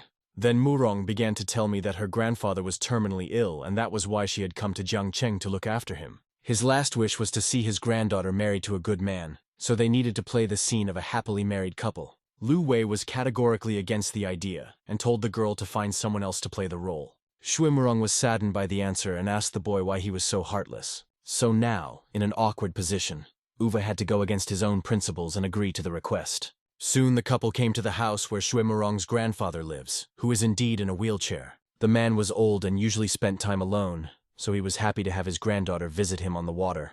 This time she came with Lu Wei and said that they had come to visit him together. The man immediately smiled and was sincerely happy to see the girl, but was surprised to see a young man standing next to her. So when the old man asked who he was, the girl introduced him as Lu Wei, who was her boyfriend. My grandfather immediately suspected something and asked Lu if he had ever met him before. Wei did not know what to say, as he was not prepared for such a situation, and did not have a prepared scenario for this case. And he did not expect that Shui Murong's grandfather would turn out to be an old acquaintance. At that moment, she began to worry that her idea was a bad one and that it would be better to cast someone else as the boyfriend. She was afraid that Lu's status as an embarrassment to the capital had spread so widely that even her grandfather had heard about it. Meanwhile, Wu Wei was smiling, which began to irritate Shui, because she was sure they were in trouble now. Suddenly, the burglars would hear that there was someone else in the apartment and approach them. Then Nangongqi and the healer Lin Zichang appeared in the room and welcomed the arrival of Commander Muron. My grandfather smiled at the goddess of war Nangong and thanked her for being concerned about his condition. However, he noted that his illness could be cured by one person on Earth, and that the healer Lin Zichang would be useless. So now the old man could only wait quietly for death in Jiangcheng and spend his last days with his granddaughter. Then the goddess of war said that Commando Muron was a member of Da Xue's dragon cavalry and had never held the title of Great Dragon. So he shouldn't give up, and even Shui Murong emphasized that her grandfather should at least try treatment. The healer came closer and asked to be given a chance to demonstrate his healing skills. Then Lu Wei interrupted the conversation and told Nangongqi that this man would not really cure the old man. The goddess of war was shocked to see him in this room, so she seemed to freeze for a while. Nei Xiaolong, as usual, was not happy to see the guy, and her expression immediately changed. Like a dog, she was ready to jump at him, but she was holding back her emotions. The Nangu clan guard looked at Lu with an angry look and called him a fool in front of everyone. At the time, Shu's old grandfather was surprised that the girl had allowed herself to call the boy that, and he did not know why. The man explained that Lu Wei was his granddaughter's favorite boyfriend, so he was waiting for an explanation for the offensive words. When Nangu Su heard that her ex was now the lover of another girl, her eyes immediately became blank. But then the girl remembered that Lu Wei was married to Song Mei Qiao, so she told Grandpa Shui about it. When the old man heard this information, his attitude toward the boy also changed for the worse. He suspected Ua of lying, but he did not understand to whom he had told a lie and whether he was keeping his granddaughter in the dark. So the old man decided to ask Shui Murong if Ms. Nanggong was telling him the truth, and it turns out that his granddaughter was deceiving him. The girl was confused and did not know how to answer correctly so as not to hurt her grandfather's sick heart. So she said that it was not so. She then admitted that she had actually hired Uwa to play the role of her boyfriend. The old man was very angry and hit the cart with his fist, which almost broke. He couldn't believe that the girl really dared to joke about marriage, especially since the granddaughter of the Muron family should never get involved with a married man. Then Ne Xiaolong interrupted the conversation and said that perhaps Commander Murong did not know something, namely, that Lu is known for his title of Capital's Disgrace, who had previously been expelled from the Lu family. While the girl was telling him this, the guy was calm, and even wanted to sleep because it was all a lie. Seeing Wu Yi's reaction, Xiaolong turned to him and asked if she was wrong, but Lu said he would not make excuses, as every word she said about him was a lie. Then the girl got even angrier with him and told him to stop pretending to be innocent. After that, she advised Commander Muron to kick the swindler out of the house so that he wouldn't pollute it with his aura. When Shui Murong heard this, she immediately told her grandfather not to listen to it, especially since Lu Wei was her guest, and it was up to her to decide when he should leave the house. But my grandfather didn't say anything, which showed his dissatisfaction with what was happening. However, the old man did not immediately kick the boy out and decided to see how he would handle the situation. Suddenly, the healer Lin Zichan proved himself, who was deeply hurt by the words that he would not be able to cure the commander. But when the man asked him if Lu Wei was sure of his words, he confirmed them once again. Then the healer asked if he could not cure him. Would Uwa be able to do it? The guy thought about it and said that Commander Muron had a rather unusual disease, which is very rare. So after analyzing Lin Zichan's skill level, he bluntly said that it would not be enough. Then Ne Xiaolong began to shout at the thief again and told him to immediately apologize to healer Ding.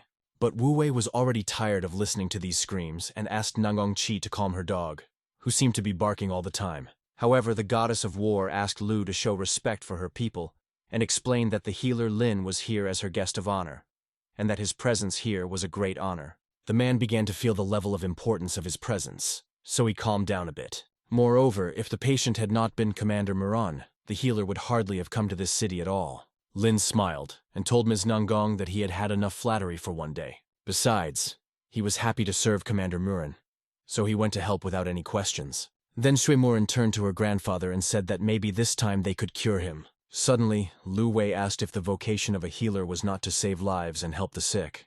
Dr. Lin did not understand the question, so the answer was obvious. But the burst continued and asked again why.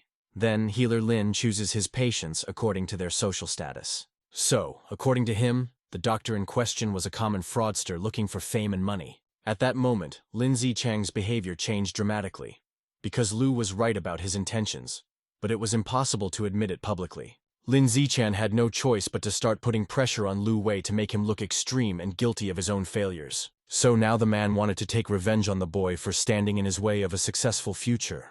However, Lu Wei himself did not care about any threats, as he was confident in his own strength and beliefs. Lin Zichang proposed a deal under which if he succeeded in curing the commander, Lu would bow to him in apology. Wu Wei smiled and gladly accepted the offer because he knew the truth. His confidence only frightened the healer more, so he began to doubt his own skills. But now the question arose, what would happen if the healer lost and the commander was left with his disease? Lin Zichan replied that he had been practicing healing for 40 years, so he had seen many different cases, and that was why he was confident in his success. In this case, Lu Wei suggested that the doctor take a military oath in front of Commander Murong. Now the healer began to doubt even more, as the military oath was very important and was not given for nothing. Lu Wei noticed that the man was no longer so confident and was afraid to break his vow. Suddenly, Ne Xiaolong interjected and said that Lin Zichang was a titan in the field of traditional medicine. She advised her husband not to waste his energy on the boy, and to put him in his place by curing the commander's illness. Now the healer had no choice but to ask for a piece of paper and ink. He always carried his own brush with him and began to paint some hieroglyphics with it.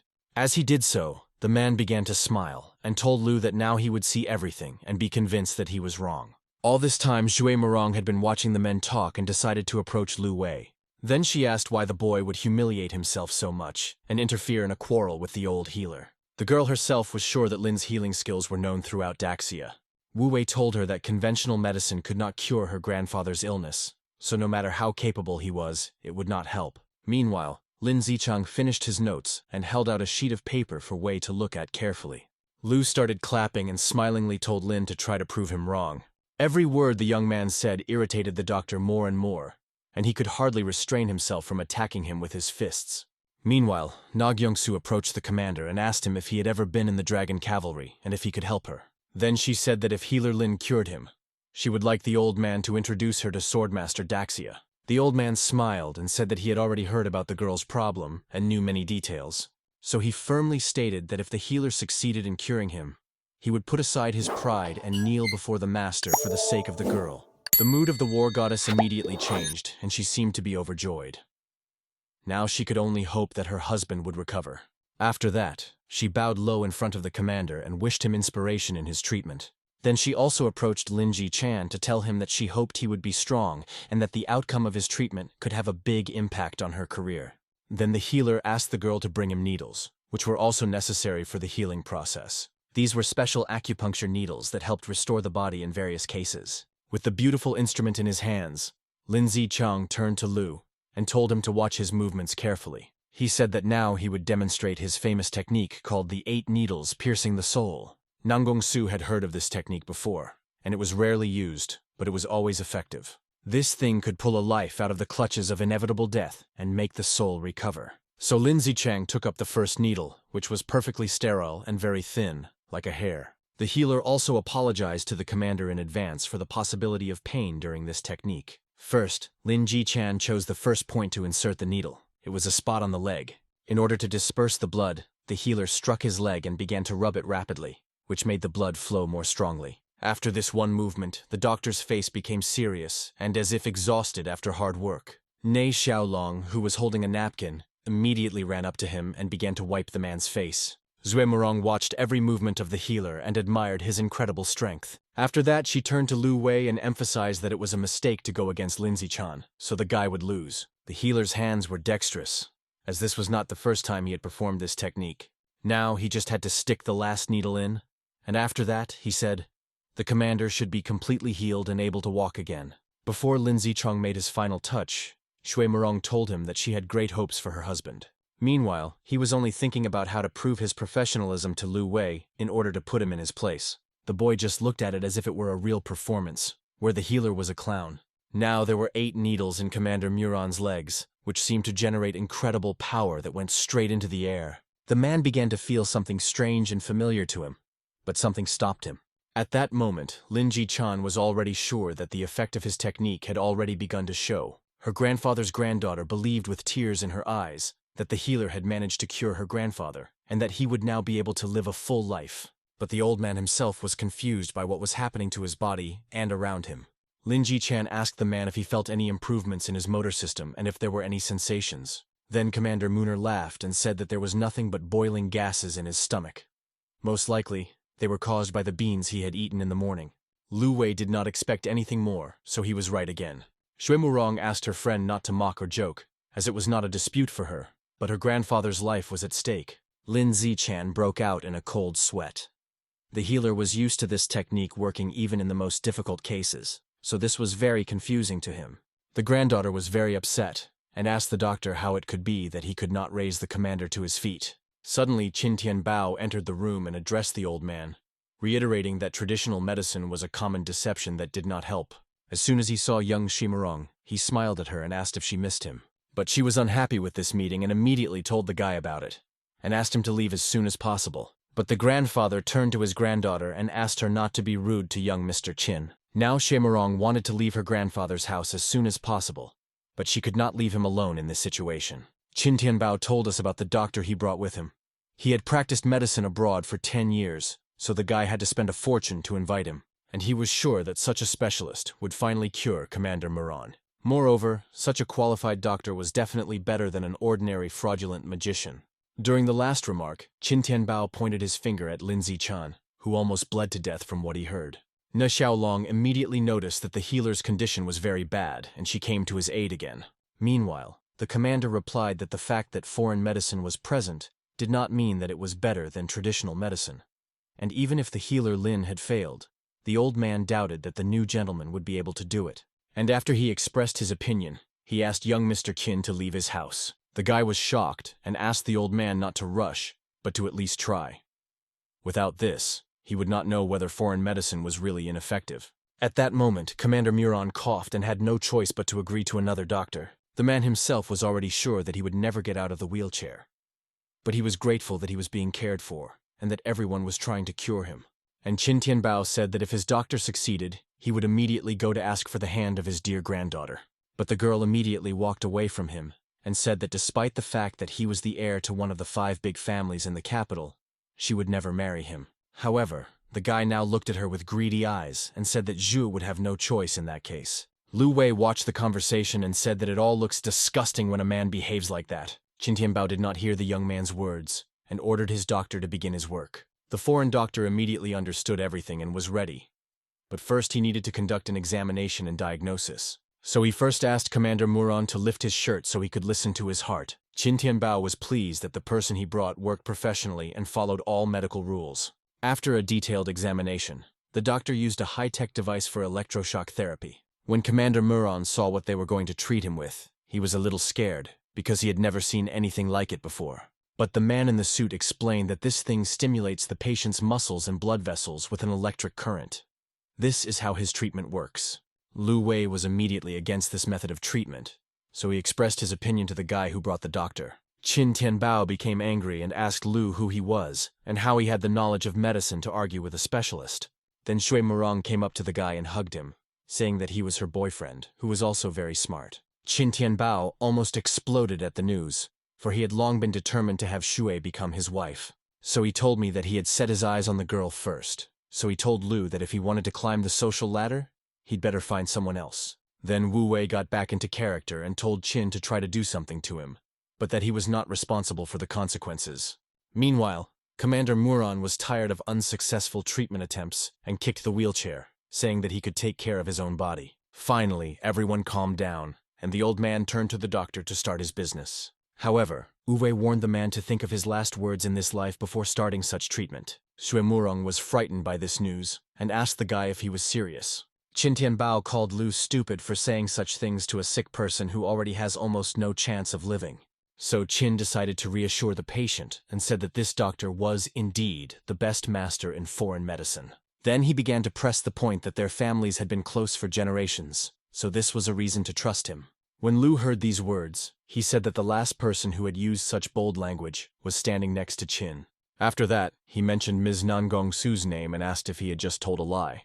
The girl did not know what to say, because the guy was really right, and now she felt very sad. But then Ne Xiaolong interrupted the conversation again, and wanted to lunge at Wu Yi like a wild dog. Nevertheless, Commander Muron turned to the doctor and ordered him to start his practice immediately. Shui Murong was surprised to hear such strong words. She asked her grandfather if he was okay, but the man calmly exhaled and said that this was his final decision.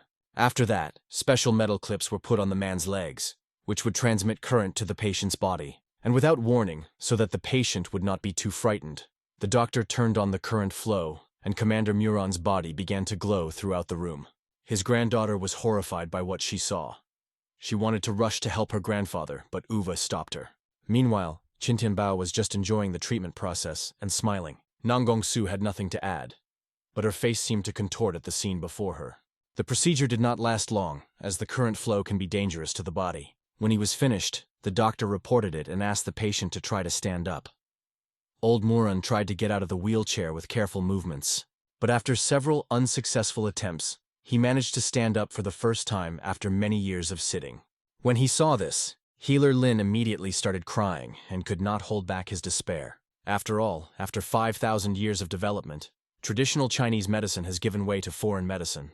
Meanwhile, Lu Wei looked at the commander and said that he had 10 seconds left. Qin Tianbao heard these words and asked the boy not to mock him with his jokes at such a happy moment. After that, Qin approached Shui Murong and reminded her again of their upcoming marriage. Lu Wei only smiled at the man's confidence and said that time was now up. Immediately after he said that, my grandfather began to feel something unpleasant all over his body, as if the pain was spreading with every cell. And in the end, he started coughing up a lot of blood and was unable to stand on his feet. When Sui Wei saw what had happened to her grandfather, she screamed throughout the house and did not know how to help him. The girl ran to the old man, who was lying on the floor without moving, and whose breathing seemed very weak. The man's face remained in the emotion of fear and pain, because that's what had accompanied him before this fall. Nangong-su turned to Qin Tianbao and said that it was he who had killed Commander Murong, whose health was already poor, with his treatment. The man immediately broke into a sweat, as he realized that this really happened after his doctor's practice. But he didn't want to admit the truth, and said that Nangong was also to blame for the old man's death, so there was no need to blame him alone. Then he pointed his finger at the healer Lin, who was already confused by everything, and said that it could be his handiwork. Nangong stood up to defend her husband, but he already realized that it was over. After that, the healer had a panic attack and found it difficult to control himself, so he kept shouting the same phrase. Then he fell to the floor and grabbed his head and began to tremble violently. He was now afraid that he might be involved in Murong's death. Meanwhile, Shui Murong was quietly crying over the lifeless body of her grandfather, who loved her like no other. This loss was very difficult for her, and since she couldn't accept this, she turned to Lu and asked if he could do something, since he knew a lot. He gave her a devastated look, as he had foreseen all this even before the start of treatment. But after thinking about it for a while, Wu Wei still headed for Commander Murong's body, having a plan of action. Then Nangun intervened and asked the boy if he still knew something about medicine and could help the commander. But in reality, it sounded more like doubts about his abilities, which were caused by their past. Lu Wei did not want to justify himself to the goddess of war and suggested that she try to do something herself. However, without waiting for an answer, the guy went ahead and pushed Nangong Su's shoulder, which hurt her. She almost fell over on Ne Xiaolong, who was always walking beside her and ready to back her up. She immediately asked the goddess how she was feeling, and when she was sure that she was fine, she was ready to take it out on Lu. But this time, she did not choose to end the conversation with words and reached for the golden sword. The girl was determined and wanted to get rid of Uva, who always bothered her with his behavior, as soon as possible. However, in response to all these actions, Lu only said that at times like this, Xiaolong seems even more useless. Nangong agreed with the boy's words, so she went up to Ne and told her to calm down. Meanwhile, Wu Wei finally approached the commander's body and leaned over to understand the complexity of the situation. He needed to have access to his back, so the guy carefully lifted the man and sat him on the floor. Zhe Murong was worried about her grandfather, and kept asking Wei if he would live and if it was possible to help him with his legs. Lu needed time to understand everything. He began to use qi energy to gain contact and control over the commander's body. Within seconds of the diagnosis, the guy calmed the girls down and said that the grandfather would definitely live.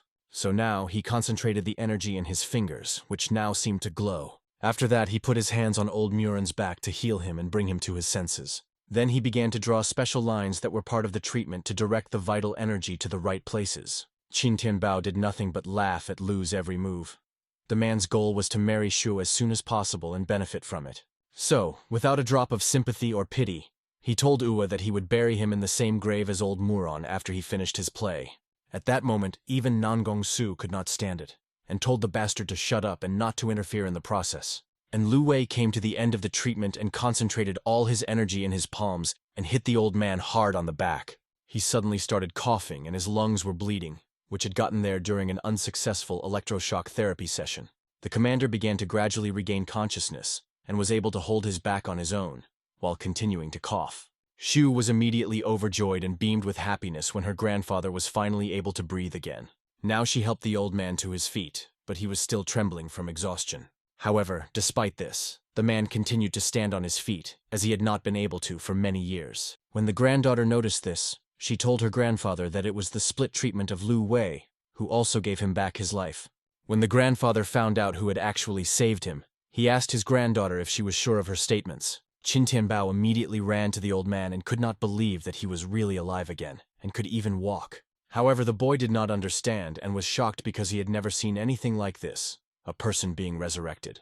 But then Team Muron asked the nice Mr. Price directly if he was upset that the old man had ruined his plans with his recovery. Even though it was true, he could not admit it, so he started saying slurred words because he was so worried. Then Shui Murong asked Qin how his conscience allowed him to still be in that apartment when his doctor almost killed her grandfather.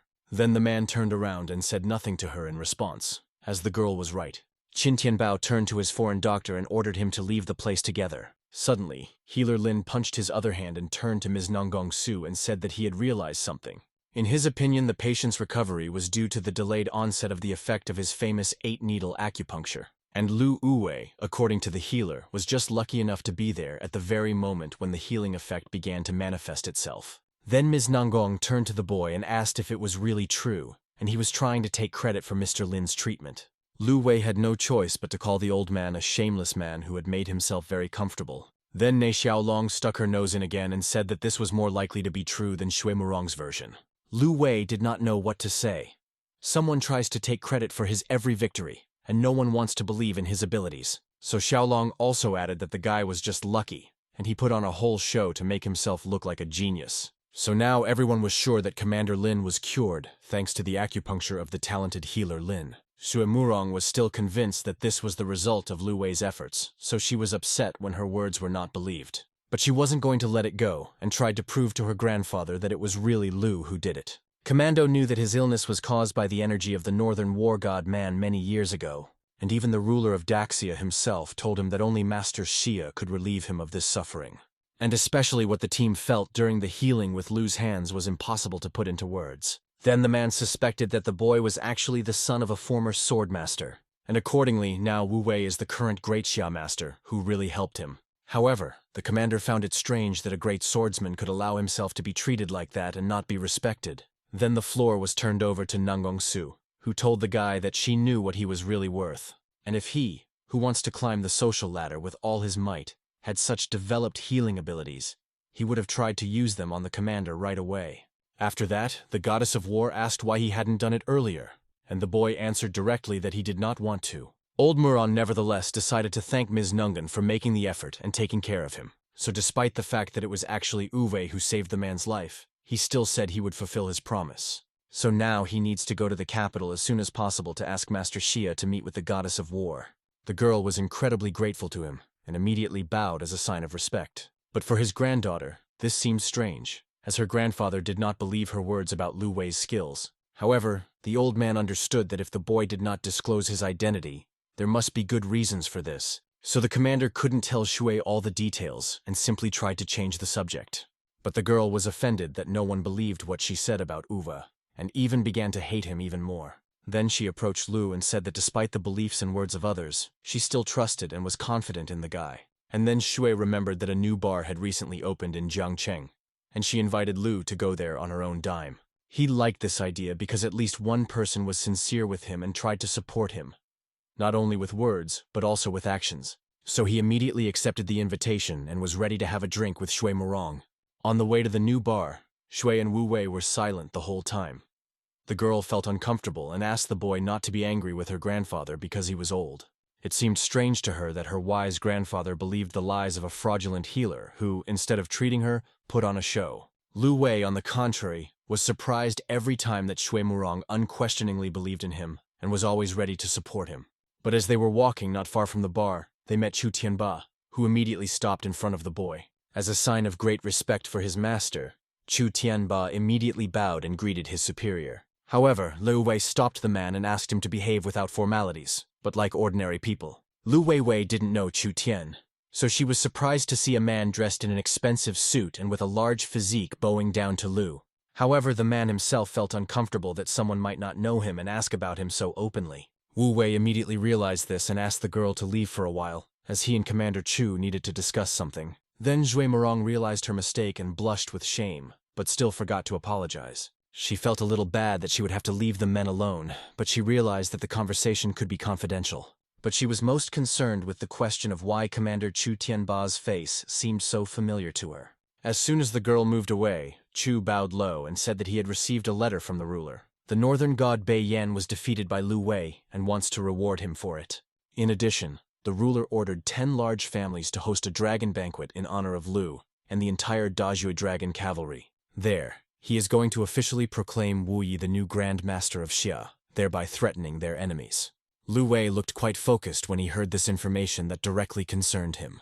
The boy was well aware that the cunning fox still had some plans for him, so he arranged it all. Now Chu Tianba also looked scared and not as confident as before. Drops of sweat and fear appeared on his face. Then Du Wei asked the man directly if he was sure he could deceive him. But Chu Tian was still on his knees, swearing that he would never dare to lie to the great swordsman. And then he added that the ruler hoped that Wu Wei would give Nagyongqi another chance out of respect for him. The boy did not like the last request, and realized that the girl had already reached the ruler. But Chu explained that the ruler planned for Nagyongqi to join Dazhui's dragon cavalry at the banquet. In the end, the girl can be forgiven for her incredible talent. Lu Wei couldn't believe that he was being given such strange advice about his personal life and a woman whose character was impossible to bear. He was even more enraged that Nangongqi was not strong enough to join his cavalry. The guy also added that he had previously accepted her out of pity and understanding for her problems. Chu Tangba tried to make it sound like it was a request from the ruler himself, so it was desirable to fulfill it. So, after these words, Lu Wei had no choice but to accept the fact that he had to accept it. So, out of respect for the great ruler, he would give the girl another chance and told Chu about it. The guy immediately thought of something to keep Nangun busy and said that she could become his squire. And if she wants to become a martial arts master, she must first learn to accept herself. Chu misinterpreted Mr. Lu's words and thought that he wanted to make the woman his servant. Lu Wei did not like what he could be perceived as, knowing his relationship to Nangongqi. So this time, he didn't hold back his emotions and let Chu know that he was very wrong in his thoughts. The man was already lying on the ground and realized how strong Lu could be. So he immediately began to beg for mercy. And yet the boy took pity on the stupid Chu, whose jokes were sometimes too inappropriate. He then explained that taking the place of his squire was already too great an honor for a woman like Nangong. Chu realized that it would be better to play along and said that if it hadn't been the ruler's request, the girl wouldn't have gotten the job. But now Lu had a request that Chu add the entire Song family to the list of banquet organizers. The man understood and bowed low and said that he would do whatever he asked.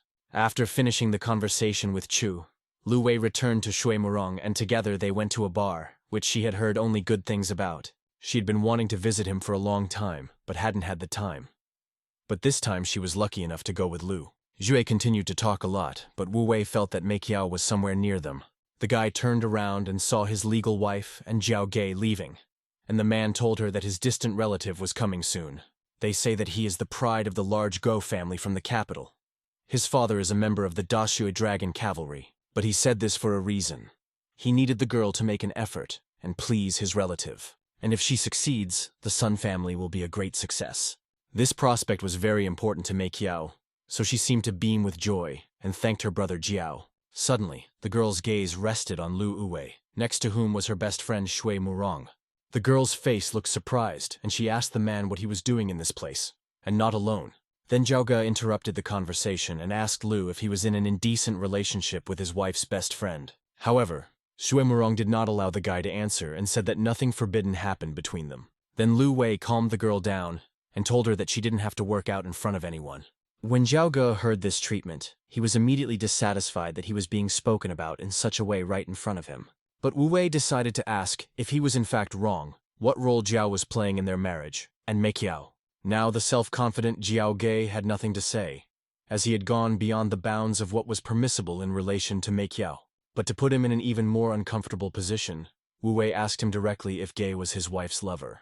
Mei Qiao also felt ashamed, because it was her concern, so she rushed at Lu and told him not to say such nonsense. But the girl was sure that the so-called brother Jiao was absolutely honest about his intentions for her. But in her opinion, Wu Wei dared to seduce her best friend to take revenge out of jealousy. Then Shui Murong intervened and told her friend that there really was nothing between them, so she could rest easy. Wu Wei, on the other hand, asked why his wife could go out with other men, but he was not allowed to have a drink with her best friend.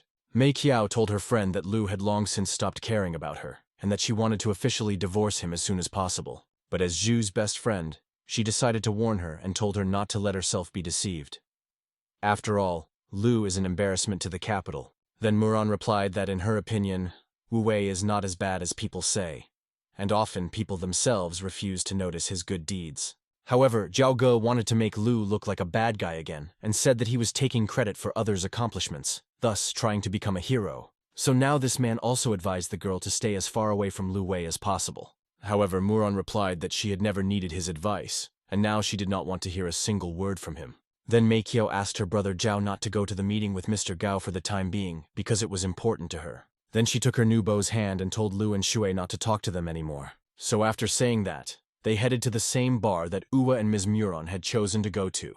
The girl didn't care that they might meet their new enemies in the establishment, so she started trying new cocktails. Soon, Shui had drunk quite a bit and wanted to talk to Lu about personal matters. What worried her most was why the guy didn't want to divorce Mei Qiao if she didn't love him anyway. After that, she began to hint at herself, saying that she would never offend Uwa and that she looked good.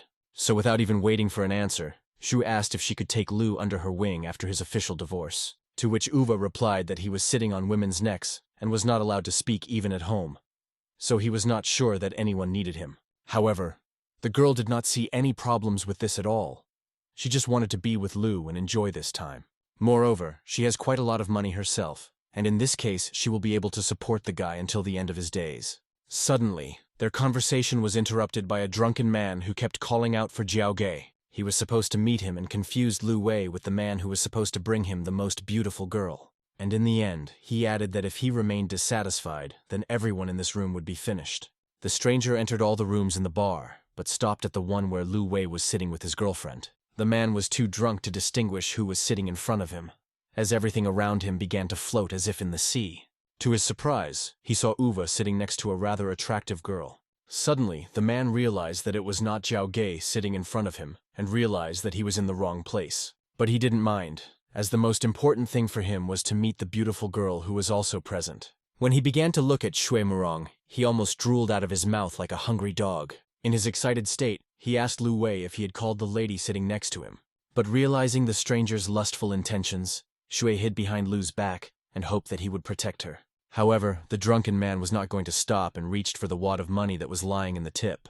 Then he threw the money on the table and said that he was giving me these 10,000 yuan as compensation for bothering him.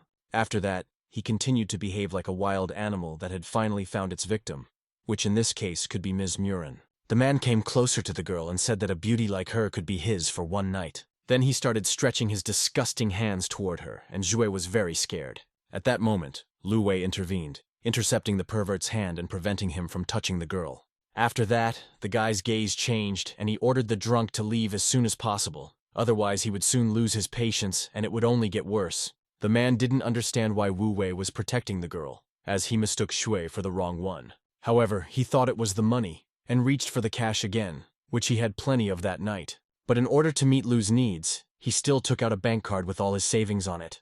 He put the card on the table and said that he had a fortune that none of the people present had ever dreamed of. After that, he tried to seduce Shu herself with the fact that he had about 30 million on this card. And then, without a drop of respect, he addressed the girl as a worker, and asked if she cared who would become her client and give her money. Then Ms. Murin herself could not stand it and slapped the man so hard across the face that he almost fell over. Now she decided to show off her capabilities, and asked if she could buy this cheeky guy and his whole family. After the drunkard came to, he grabbed the girl by the hair and said that she didn't even realize what kind of future awaited her for this act. When the alcohol began to leave his bloodstream, he introduced himself as the eldest son of a large Go family from the capital. It was the same relative of Jiao Gei that he had told Mikiao about. But Uwe didn't care and rushed to the girl's defense. But besides that, Lu struck him several hard blows so that he would not be able to get back on his feet for a while. Afterward, he called the man garbage who only deserved to be beaten up in a bar somewhere. Swen began to worry about Lu and asked what he would do now. After all, he was Guo Qi Shen, and his father belonged to Dajue's dragon cavalry. Qi Shen was his only heir, so his father tried to please his son in his every whim.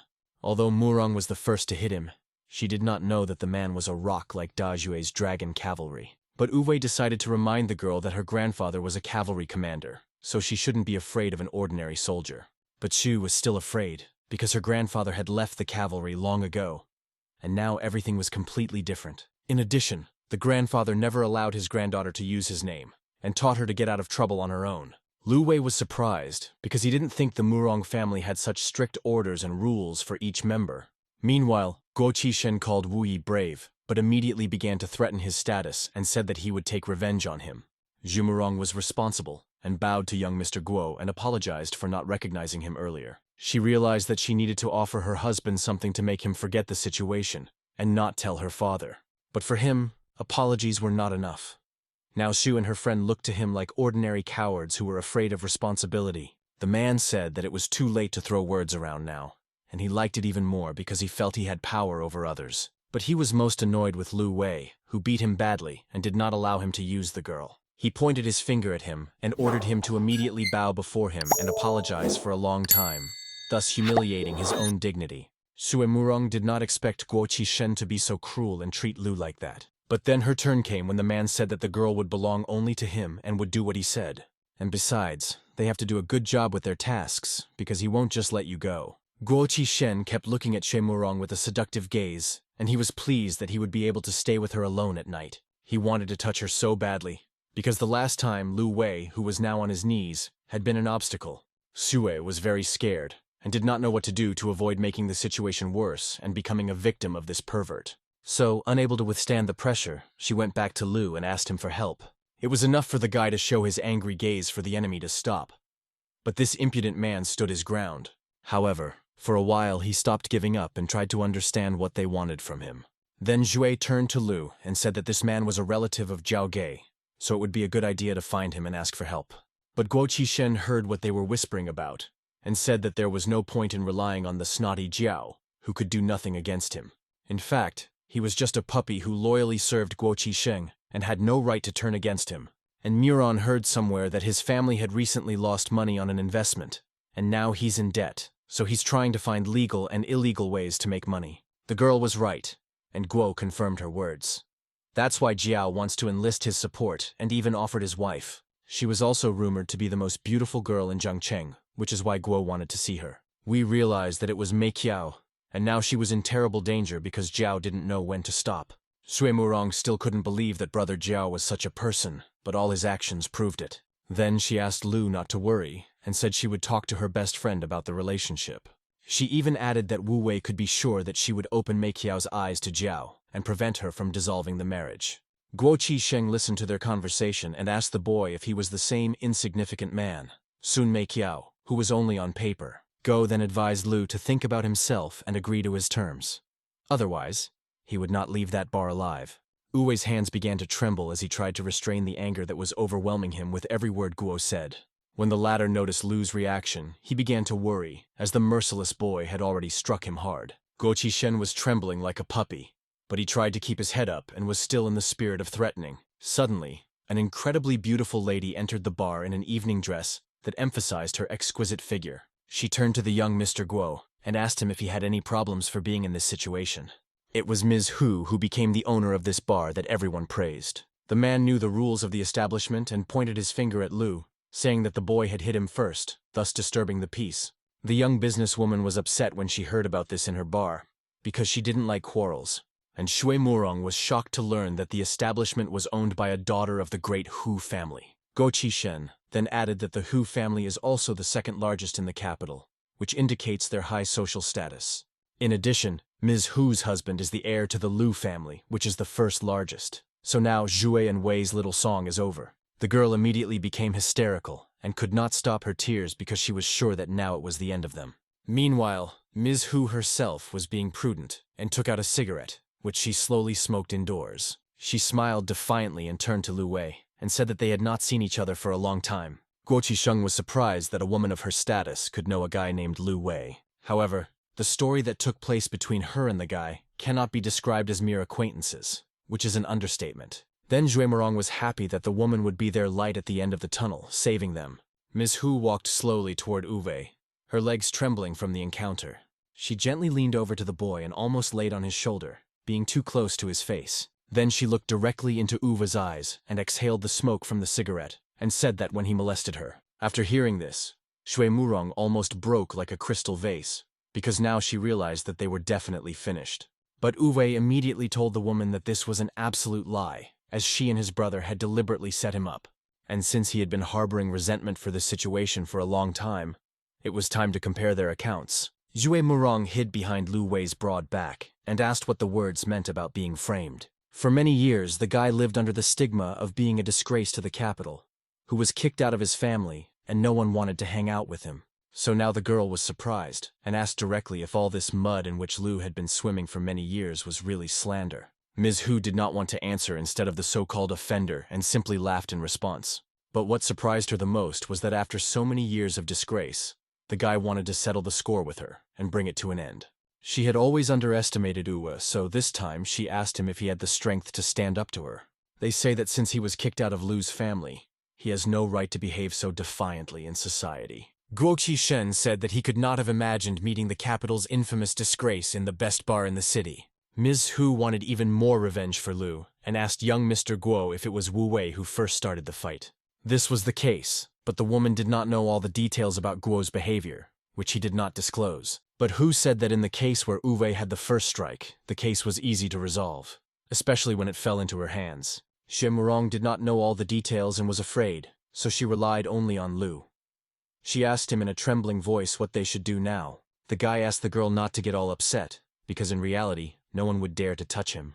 Ms. Hu heard this and said that after many years, Wu Wei was still so arrogant and confident. But not only has he always been like this, but so is Ms. Hu herself, who once decided to go against him, and succeeded. The young Mr. Guo did not know everything that had happened between these enemies, so he was confused by the situation. But Ms. Hu turned to him and asked him how he would like to deal with the guy who dared to raise his hand to him.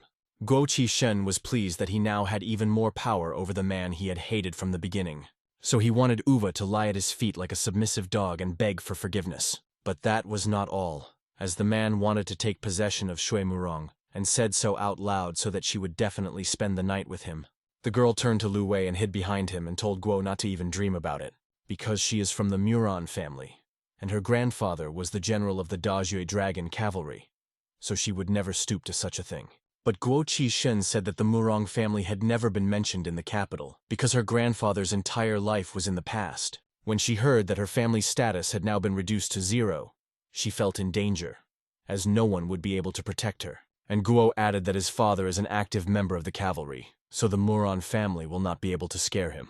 Then Ms. Hu interrupted the conversation, wanting to embarrass Uwe and ruin his life even more. So she said that after all these years, he was still a coward who was still hiding under a woman's skirt. However, in the woman's opinion, the guy is not even worth the efforts of a girl whose family no one has heard of. Shui Murong was confused, as now her money could not solve the situation, and everyone wanted to go against Lu. Ms. Hu then told Lu Wei that if he still wanted to live a full life, he should bow down to young Mr. Guo and obey his orders. The guy looked at the woman and asked who they were to give him orders that he was supposed to obey. Guo Qishen was furious and asked Lu what right he had to treat Ms. Hu in such a manner. Poor Shui Murong wanted to get away from this place as soon as possible, and was already blaming herself for wanting to come here. The girl wanted to offer Lu some loyal way to avoid a conflict situation, and took his hand. But the guy stroked Shua's head, trying to calm her down and explain that he would decide everything himself. So in the end, he smiled and said that everything was fine, so there was nothing to worry about. After that, he turned to Guo Qishen and asked him directly what should stop him from leaving.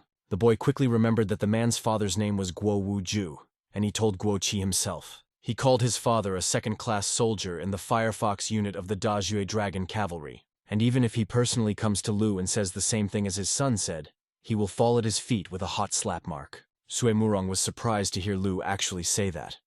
Such words were life-threatening for both of them, so she tried to calm him down. After all, that old man from the Dragon Cavalry Dajue is just a cook, so he can't help them. Suddenly, Guo Qishan grabbed an empty wine bottle and could have used it as a weapon at any time. He directed it at Uwe and began to threaten him to stop speaking about his family members in such a way. But Lu Wei only found it funny how the man waved the bottle in different directions, trying to scare him.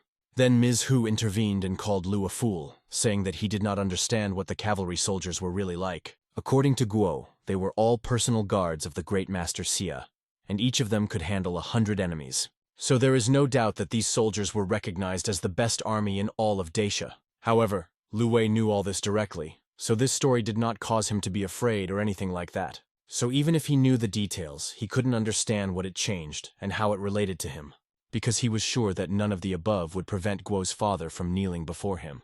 And on top of that, to get a hard slap on the wrist for how poorly he raised his only son, who was so arrogant towards others. Guo Qishan was not a friend of his to tolerate such words about his father any longer. So he became very angry and decided to take revenge. He took the same glass bottle and swung it hard at Lu Wei, who was standing motionless in front of him. The guy did not run away from the blow, but bravely withstood it because he used a special body protection that prevented others from hurting him. Sui Murong did not know this, and was very frightened. She immediately rushed to the boy to check if he was conscious. However, Wu Wei stood calmly. The only thing was that now his head was wet because of the liquid in that bottle. Ms. Hu looked at the young man and said that he was really a hopeless fool who did not think about the consequences. Then the woman immediately called security, as she could not allow this to happen in public places. She ordered the guards to break all his limbs and send him to the Guo family as an apology. The big guys immediately nodded in understanding of what they had to do and rushed at Lu. At first they surrounded the guy and compared to him they looked bigger in stature. But even when he saw such thugs in front of him, Wu Wei was still smiling, and not even a drop of fear appeared in his eyes. one of the guards started running directly at Uwe with his fists, with the aim of knocking him unconscious from the first blow and following the instructions given by Ms. Hu. But as it turned out, this blow only injured the defender himself, who did not have time to attack Lu and was punched in the face. The force of Uwe's blow sent the big man flying far away to the wall and hitting his head even harder. So then another guard rushed to his colleague's defense and tried to fight Lu with his fists. However, in this case, it turned out to be a mistake as well, when Uwe kicked him in the stomach and he twisted in pain. The force of the blow sent him flying to the other side of the room and landed at the feet of the bar owner. She couldn't believe that Lu had the strength to overcome her two best bodyguards. The guy bowed as if to thank the men for the battle, where he was able to test his strength once again. But Uwe didn't stop there, and now it was time to deal with Hu herself, whom he had been holding a grudge against for years. He went for the woman's neck and did not allow her to escape, as this time he wanted to finally deal with her. Holding the fragile Hu in his arms, he felt a sense of power over her, and wanted to enjoy this moment while he could. And then he said that even though she had cases against him with his brother, this day would be enough to sentence her to death. Even though she was helpless and had no access to oxygen, Hu continued to act confident and asked if Lu would dare to kill her. Then she added that if even one hair fell out of her head, the Lu and Hu family would announce a hunt for the boy's head. And then the woman herself will look at him, as he will twist and turn to cling to his miserable life. But her words didn't scare Uwe at all, so he continued to squeeze her neck even more. He also did not forget to say that he would get everything he could out of the Lu and Hu family, who had left him with nothing. Now, however, he no longer wanted to talk to the woman, and said he would send her to meet the king of hell. Lu was squeezing her hand more and more with each passing second, cutting off her access to oxygen, causing her to suffocate.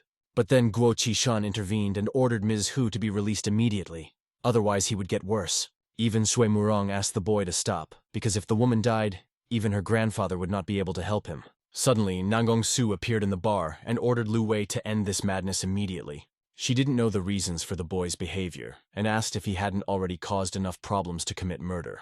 Due to the pressure from many people, Uwe reflected on his actions and still obeyed. Then he let go of Ms. Hu's neck, who was just a short distance away from going to hell. When Lu Wei saw Nangong, he was surprised that she had reappeared where he was getting into trouble. So he asked the girl directly if she was tailing him and following his every move. Again, Ne Xiaolong intervened and said that the boy did not understand the level of nobility. Her mistress had come specifically to save Lu's miserable life, but it was not that simple. Nangong said that if the boy begged her for help, she would have mercy on him. Wei did not know what to say, because he could not think that someone in this room still doubted his worthiness. Suddenly, Guo Qishan intervened, displeased with the appearance of the goddess of war. So he asked the woman if she was really going to help his enemy, who looked like a defenseless rat under any circumstances. However, in order not to detain Guo, Wu Wei replied that he did not need anyone's help, as he had not asked anyone to pry into his affairs. But suddenly Sui Murong pushed the boy to shut up and told Ms. Nangong that Lu was joking. However, the guy himself was telling the absolute truth, so he corrected the girl and asked her not to speak for him. Murong told him that she was a wise person who knew when to stop. But for some reason, Lu did not understand this. Now he felt disrespected by Zhu as well, so he turned away from her in resentment. But he did it so tellingly that when Murong saw his reaction, she almost exploded with irritation. As usual, Ne Xiaolong was unhappy with the boy and did not expect him to behave differently. But she still didn't miss the opportunity to call him a fool with too many words and not enough action. So she wondered if there was a limit to Lu's pride. And then she asked Ms. Nangong not to interfere in the situation and just watch how Wu Wei would get out of it on his own. But the goddess of war asked the girl to wait and decided to turn to Qi Xin. She asked the respectable man to do her a favor, and this time let Lu Wei go with the mer. And Nangong Qi herself would remain indebted to him. But the man was angry at this suggestion and said that the boy had insulted his father, so he would not let this situation go. In addition, Qi Shan was always trying to make a profit, and in this case, he would have been left with nothing. But when asked what he would receive, Nangong said that if his father had asked her, she would have thought about it. But she is a goddess of war who is destined to join the cavalry of the dragon Dajue, so she must be respected. Ne Xiaolong was like a little dog barking at her mistress, and agreeing with her every word. And Nangong herself was surprised that Qishan was still half-heartedly demanding the benefit of the service she was asking for. Guoqi's tone made him look like a fierce wolf who had to restrain his emotions in order not to cause trouble. Lu Wei watched Nangong's behavior and was surprised at how well she began to use her status. But to help calm Guo's anger, Ms. Hu approached him and asked him to give her the floor. She knew how best to solve the situation in a fashionable way and dared to take responsibility. Then she turned to the goddess of war, and since they were quite close friends, she said she would definitely help her. After that, she took the young Mr. Guo by the arm, who had managed to sober up during this time, and invited him to go to another room. It seemed unfair to him, because in the end, he left with nothing but bruises from Lu's fists. So before he left, he told the guy that he would take revenge on him, and his wife would become Guo's new girlfriend. He wanted to do something else, but his brain came up with nothing but make offensive gestures. At that moment, Lu Wei was ready to break the man's finger for not calming down and continuing to humiliate him. But suddenly, Ne Xiaolong stood in front of him and forbade him to go any further, lest her goddess save him again. But Lu wasn't going to let the little dog get away with it and told him to mind his own business.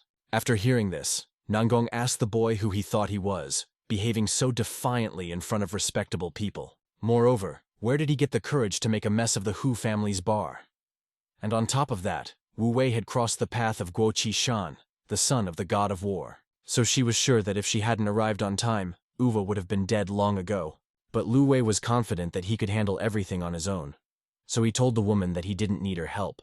She was offended by what she heard. But deep down, Nangong realized that she was really standing up for herself everywhere. But Wu Wei said that the Hu and Guo families would still pay him back for what their children had done to him. Then Ne Xiaolong stuck her nose into the conversation again, which was incredibly annoying.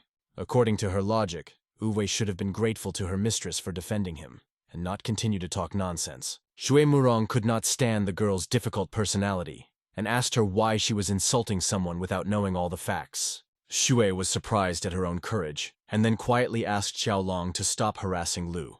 At that moment, the clan guardian noticed how much Muran was protecting Lu and asked him directly if he had become her new lover. Shui was uncomfortable with what she heard, as she knew Lu's true character, whom no one wanted to believe and took him for a junkie. But the finalizer saw how much the girl cared about him and asked her to ignore Xiaolong and just go with him. At that moment, the girl almost exploded, but Lu's words of support calmed her anger. But before letting Uva go, Nangong spoke to him, who was also concerned about his condition and therefore always protected him. She reminded us that Hu Ji-Qin is backed by two powerful families that can reduce any of their enemies to ashes. The guy did not pay attention to her words and kept walking. However, he was secretly thinking about what he had heard, and Nangong continued that if those families found out what he had done, he would not be able to stay alive. Suddenly, the goddess of war reached into her pocket and pulled out a bank card with all her savings. She handed the card to Uday and told him to take the money and use it freely, but not to sit on the girls' necks. However, the guy immediately replied that he didn't need anyone's money and was able to earn his own. She felt uncomfortable that such a good step was not appreciated, but she took the card anyway. Despite this, she expressed her dissatisfaction with the way Lu reacted to her kindness. This time, Xiaolong was also involved, asking the lady not to waste her time and nerves on a bastard who never appreciated her. Afterward, she told Lu that he could have lived peacefully as a son-in-law of the Song family, but in her opinion, the boy needed to create chaos around him. She was still convinced that all these actions on his part were to get attention from the goddess of war, and they say that all Uday managed to achieve over the years was to make a bunch of enemies around him who wanted him dead. Lu laughed at every word Ne said about him. What's more, she believed it all herself. So he asked the girl not to overestimate her mistress Nangong, who was not really omnipotent. Moreover, Wu Wei knew that the goddess of war was just a paper tiger compared to him. But Nangong decided to show her level and recalled the dragon banquet that the ruler was hosting in honor of the burning of the northern god Beiyan, at which the great master Xia himself would declare her his squire, which spoke of the high level of her abilities. After that, she pointed her finger at Ua, which already looked humiliating for him. She said that he would not even be able to attend the banquet. However, the girl pleaded very hard. Zue Murong was frightened by this conversation and was very worried about Lu's future, who was standing there smiling. When Nangong came closer to him, she said that she would be able to climb to the top of the management on her own.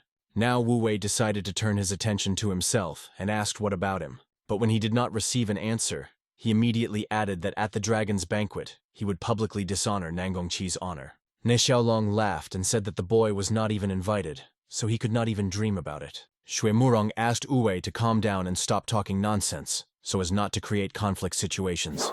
Then the girl apologized to the goddess of war and said that they would leave so as not to bother her anymore. And she kept pushing the guy in the back so that he would leave the room as soon as possible. After a long day, Lu Wei said goodbye to Shui Murong and headed to the Sun family home.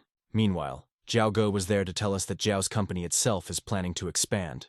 and right now they are going to increase capital and increase the volume of shares. They also plan to sell the Sun family a sum of 200 million. Then, in a little while, their investment will increase tenfold. Mr. and Mrs. Sun, as well as their daughter Mei Qiao, were very surprised when they heard about the potential for big earnings. The girl in particular immediately calculated that she could get as much as 2 billion. Meanwhile, her mother began to dream about how she could finally buy lots of clothes and jewelry and become a high-class diva. But besides the girls, there was also their father, who began to worry a little about the amount of money and asked young Mr. Jiao if he was sure of what he was saying. After all, the Sun family's liquid assets amount to only 200 million yuan, which is exactly what the boy asked them for. Zhao Ge himself tried not to show his true intentions, but he was surprised that the Song family was not so easily deceived for some 200 million. So he said that he was sure of everything, because his relative had come to the capital, and he was the young master of the large Guo family. So the rich heir promised him to vouch for Jiao's company and give it a good status. Therefore, he says, Uncle Sun can be sure that everything will go well and he will not lose anything from it. After hearing such confident words, the man was excited and ready to invest in order to make a good profit in the future. Mei Qiao then turned to her father and said that she herself could confirm that Guo Qishen was now in Jiangcheng. Immediately his wife came up to him, calling him an old man and asking what he was waiting for. They say that young Mr. Jiao is offering them a very favorable deal that they should accept as soon as possible. Soon after, Lu Wei entered the room, overhearing the conversation, and asked if the families were really being offered a good deal. Then he turned to Ji personally and asked if this was his way to the cemetery. As soon as Mei Qiao saw her husband, her mood immediately soured and she began to speak rudely to him. But Wu Wei was already used to this kind of attitude and didn't pay attention, so he sat down next to Jiao and began to analyze. The Sun family's liquid assets amount to only 200 million yuan, and it's very strange that they are going to invest the entire amount in a dubious project. He was curious to hear more details and asked Ji to tell him about the case in detail. But the man himself understood that he really needed at least some money to save the company, so profit was out of the question.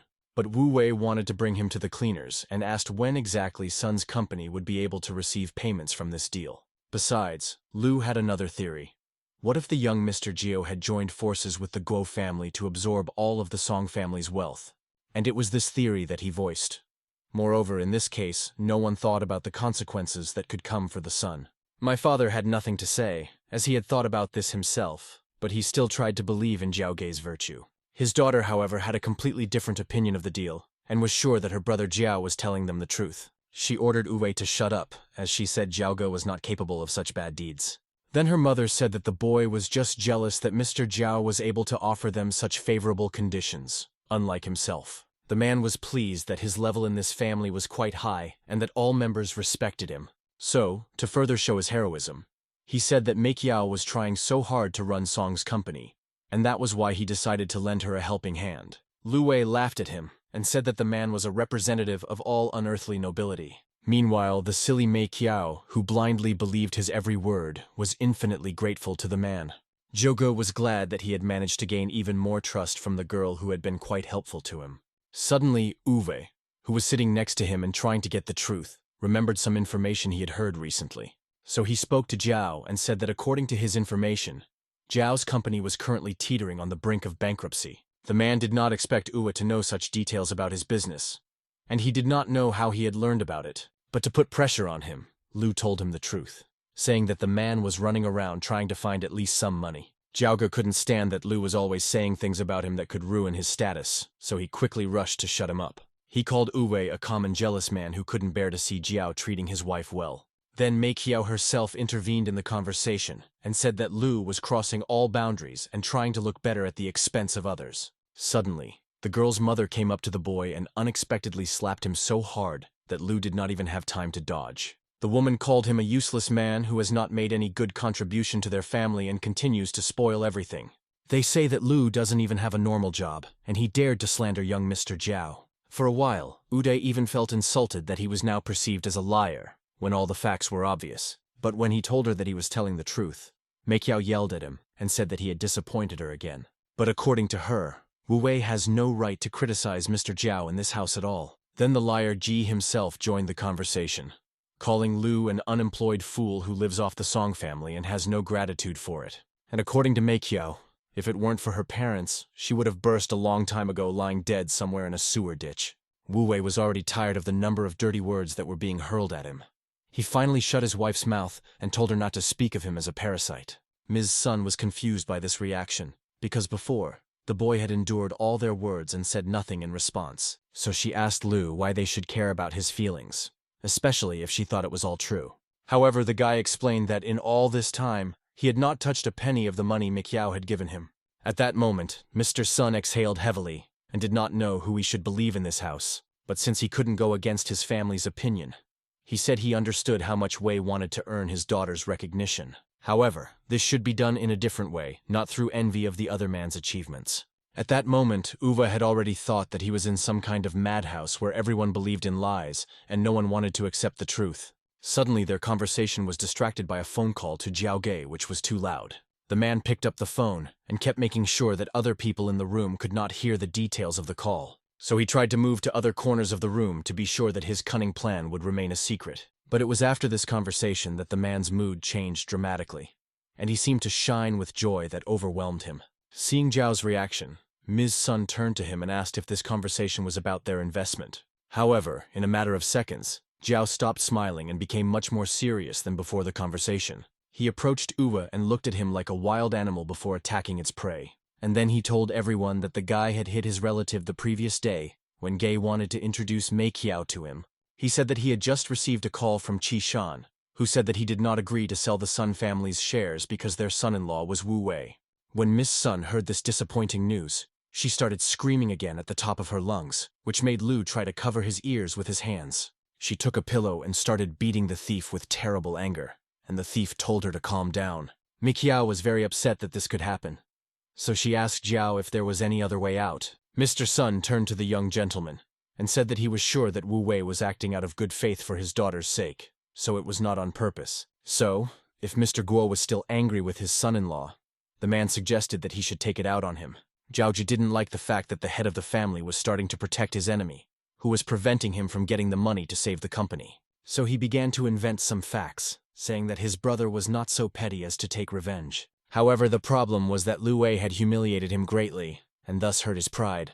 But despite this, Qi Shan was still willing to give the Song family another chance, but under certain conditions. Mei Qiao's mother started screaming again, and was ready to do anything Zhao's relative asked, just to get the company's shares. However, Guo Qi's condition was that the Song family should expel Lu Wei from their family as soon as possible. Mr. Sun was upset by these words and realized that such conditions were impossible, as he had to honor the contract with the Lu family. At that moment, even Mei Qiao was a little upset, even though she had talked about divorcing him earlier in the day.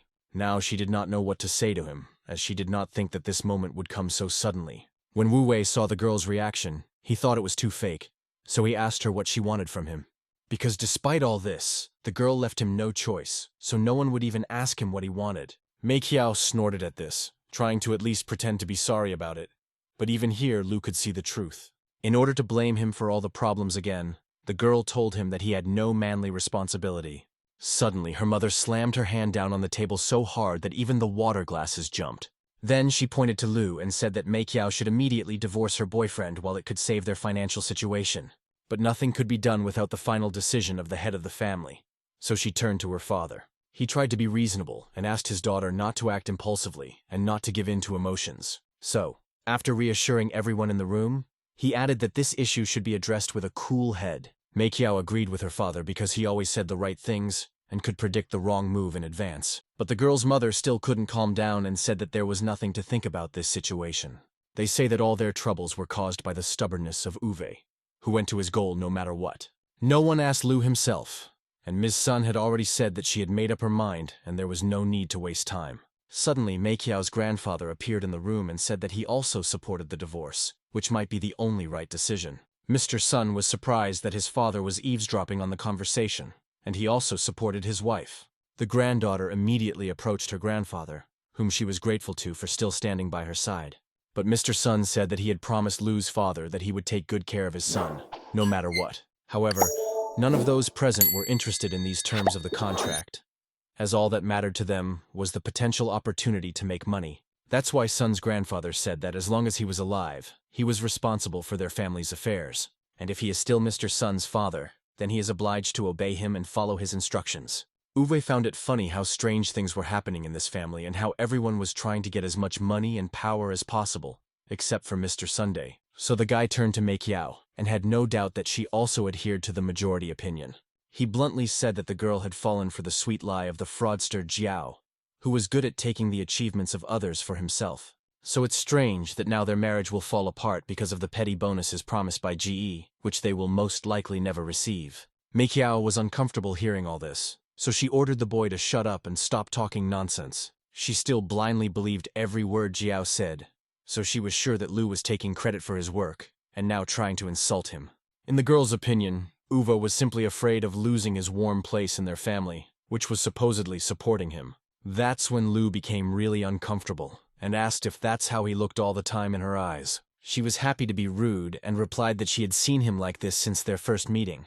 Mr. Sun was tired of all the shouting and aggression that was going on in his house, especially since his daughter was really embarrassing him with these words. He told Meikiao to shut up, but she wanted to express everything she had been thinking. She walked closer to Lu and asked him why a guy like Wu Wei deserved the status of her husband.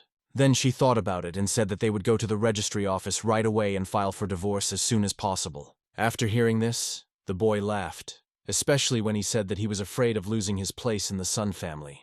But Meikiao herself did not understand what exactly the problem was, if in her opinion, that was the case. Uwe's gaze was intense and looking straight into the girl's soul. He said that her family was nothing compared to him, and even if we take into account Guo's so-called extended family, they will be just dirt under his feet. Then Jiao Guo said that his cousin's father was a member of the Dragon Cavalry, Da Jue, whom Wu Wei dared to call dirt. After that, he turned to the guy and asked him where he always had so much self-confidence. Wu Wei asked Jiao in response what the status of Da Jue's Dragon Cavalry member meant that he was talking about. Because even if the whole cavalry had gathered in front of him, none of those present would have dared to touch him with a finger. Then Sun's grandfather said that it was all a lie, and that if anyone heard the boy's words, the Sun family would be finished. After that, the man turned to Sun Yuan and said that he was a complete fool for letting such a guy into their family. And then he pointed to his granddaughter and ordered her to divorce Uwe as soon as possible. The girl couldn't stand it and slapped Lu, asking if he really thought he was a great master of the Daxian sword. But then she added that she didn't want to spend another second of her life with him and that they should leave and break up right now. The girl's mother did not forget to remind them of herself and said that she would go with them to see this moment. Then Meikiao ordered everyone to get ready quickly, as she did not want to delay the process for a minute. Meikiao almost ran to the registry office to file her application as soon as possible so that she could return home, where Lu would no longer be.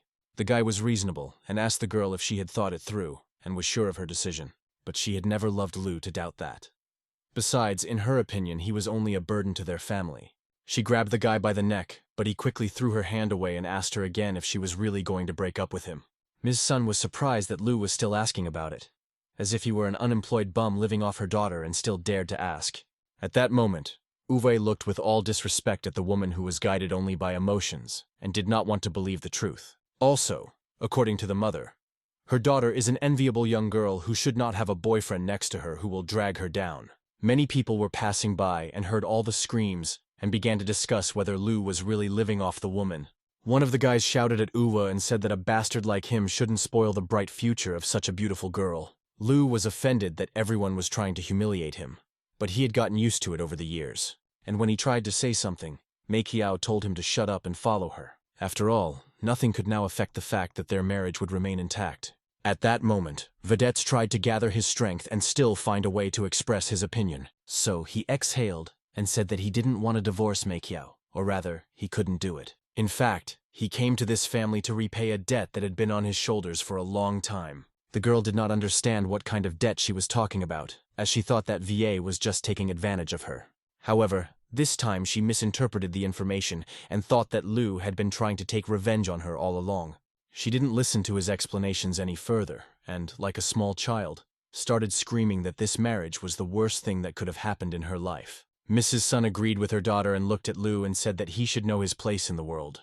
They say that as soon as they got married, Wu Wei immediately disgraced Ms. Nangong, thereby turning the whole of Jiangcheng against him. And then he dared to do bad things to the young master of the 9 gates of the Chamber of Commerce. And according to Ms. Sun, if their family's hero, Zhao Ge, hadn't intervened then, their family would have been finished. Wu Wei was tired of listening to this nonsense, which the entire Sun family blindly believed in and did not even want to know about other versions of events. That's why he said that as long as he and Mei Qiao were married and he was around, the Sun Company would continue. At that moment, Ms. Sun began to smile and said that the boy did not know something. She said that the Guo family recently invited them to participate in a dragon banquet. People around us immediately began to discuss the Guo family from the capital, and how if the Song family received their support, they could go to heaven. So we could say that this was their only chance to prove themselves to Lord Daxia and Grandmaster Xia. She was incredibly proud of this, but she did not know who really helped them find a place at that banquet. So she asked Lu reproachfully if he had done anything useful that could give him the right to be with her daughter. But without waiting for an answer, she said that nothing of the sort had happened, so the marriage should be dissolved. During the last words, the woman hit the boy with her hand, and her daughter told her to be careful. She said Lu was such a jerk that he would go to film the beatings, but the mother replied that that day was the last time they would see the boy, and they had nothing to fear from him. Uday was unhappy that he was now being accused of such actions, so he decided to explain something.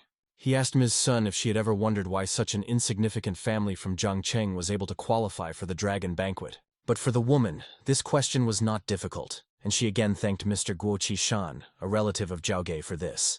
Then Mei Qiao turned to her husband and asked if he really meant to say that it was his handiwork. The guy smiled cautiously and said that Mei Qiao was finally right and answered correctly, because if he hadn't approved their presence at the banquet, the Song family would never have been allowed to attend. The guys around him kept laughing at Lu and said they had never heard such nonsense before. In their opinion, the boy needed to be treated. But Mei Qiao herself was tired of this idle talk and ordered everyone to shut up, including Uwei. But even after her order, the people around her continued to throw nasty words like arrows that pierced Lu's body. Then the girl decided to repeat herself that their marriage was the worst thing that could have happened to her in her life. During such emotional conversations, she gestured a lot, creating chaos around her. But she still said that no matter what, she had to divorce him. Lu laughed and said that he had never even thought how pathetic he looked in the eyes of his wife. And despite the many insults, humiliations, and mockery, he still held his ground with a smile on his face. Suddenly, Ms. Sun intervened again and said that Lopat was not smart enough to realize this. So he continued to harass her daughter. It made her laugh.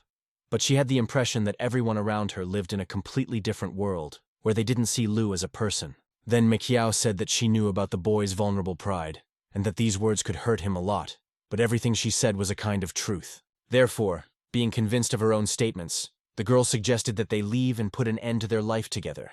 After all, she had a long preparation for the dragon banquet, which was an incredibly important event for the family. That's why she didn't want anyone to interfere with her and become a dead weight, which Uwe had been for her all along. The boy laughed again at the girl's statements, but he did not know how to put the real truth into her head. He found it especially funny that he was perceived as a dead weight in this family, who had actually done a lot. Ms. Sun did not understand what the boy was laughing at and was unhappy with his behavior. She thought that the boy had already lost his mind or was deliberately mocking them before saying goodbye. But soon he calmed down, and Lu's face became unwaveringly serious again. It just seemed strange to him that after all the good deeds he had done for these people, he had to receive such a thank you. The people around them watched the family conversation as if it were a play, and one of the men told Lu to finally leave his wife alone. He says it's better to be alone than to run around under a skirt that despises him all the time and doesn't want to be around him. After hearing such comments about his role in the Sun family's life, he drew certain conclusions, and now the idea of divorce seemed good to him. So without hesitation, he said that he agreed to the offer that everyone around him had been waiting for. Mei Qiao was very surprised to hear what she had wanted for so long, and she did not expect that it would make her feel so sad. But Uwa didn't care to hear her now, and the guy said that she would go her way and he would go his. The girl's mother did not let her be sad, and grabbed Mei Qiao's hand and led her to the registry office, where they were to begin the divorce process. Wei observed the change in his now ex-wife's behavior, but had no desire to change it. Suddenly, a tired Chu Tianba, who had lain down behind his master from a distance, approached Lu to explain something to him. The man was sure that Ms. Mei Qiao's behavior was due to the fact that she did not know about Wu Yi's true identity, so it would be good to tell her everything. Knowing that her husband was a true great Xia master, she would never have left him. In addition, the Song family was only allowed to participate in the dragon banquet at the request of Wei himself. And for the man, it seemed strange that Mr. Lu was not going to tell us whose merit it really was. But Wu Wei could not understand what he would gain from this truth when Mei Qiao would only want to be with him because of his status. Moreover, no one in this world wanted to believe Lu, so every word he said was taken as a lie. And even more so for Mei Qiao, Wu Wei will forever remain an arrogant loser who tries to take credit for other people's achievements. So, to face the truth, the guy realized that there was no point in such a marriage except for the benefits. Therefore, in his opinion, it would be better to let the girl go so that she could find the golden man for herself. Chu Tianba tried to convince her master otherwise, but he no longer wanted to listen. The boyfriend followed Mei Qiao and said that divorce would be the only right decision during their marriage. And he even thought that their marriage was a big mistake from the very beginning. The divorce process was fairly quick, so Uwe did not have to spend much time on this procedure. Mei Qiao's mother couldn't stop rejoicing at the happiness in their family, so she was overjoyed for her daughter. The woman was almost jumping for joy and asked the girl for a document confirming her official divorce from Liu. This red certificate was incredibly pleasing to Ms. Sun's eyes, so she was ready to put it in her living room as if it were a certificate of merit. For Uwe, this behavior was strange, but there was now an emptiness inside him that filled his soul. He turned to the girl and congratulated her on the fact that she had managed to achieve what she wanted so much. But Mei Qiao pointed out to her ex-husband that he was nothing to her now, so he should call her by her full name. Suddenly, a car quickly stopped next to them, leaving a black mark on the road due to braking. It was Zhao Gei's car that opened the window and congratulated the girl on finding freedom again. Then he looked at Uwe and called him a burden, saying that they had finally gotten rid of him. Mei Qiao lit up every time she saw young Mr. Ji, so this time she was pleased to hear these words. Then the man asked to address him without such formalities, as he was almost a member of their family. Wu Wei saw Jiao and immediately called him a clown who never leaves the Song family for an hour and tries to control everything. But Jiao came for a reason. As it turns out, his cousin has found out that the most beautiful girl in town is now free, and has arranged a dinner in honor of this. In addition, he expects to discuss all the details of the dragon banquet. However, Wu Wei was surprised, and asked if it was possible to take an unmarried girl to such business negotiations. Then Mei Qiao immediately shut the guy's mouth and told him not to poke his nose into her personal affairs anymore. Wu Wei was just worried about the girl, because knowing Guo Qishan, anything could happen at such a meeting.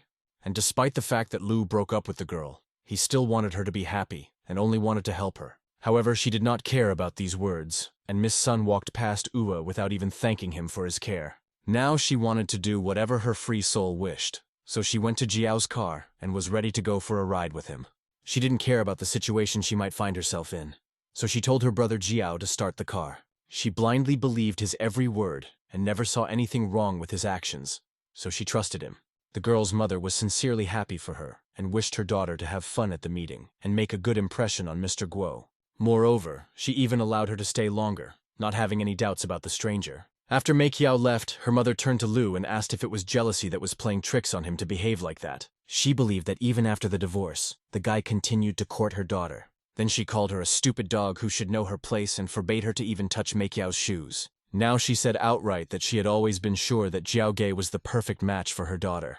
However, since she was now allowed to host the dragon banquet, Mr. Jiao's cousin seemed like an even better partner. And despite the fact that they were both related, the woman thought that they could fight over her daughter. But when Wu Wei heard about Guo Qishan, he spoke of him as a spoiled sponger from a wealthy family. At that moment, Ms. Sun ordered the boy to shut up and not to speak of her future son-in-law in such a way. They say that there is nothing wrong with being spoiled.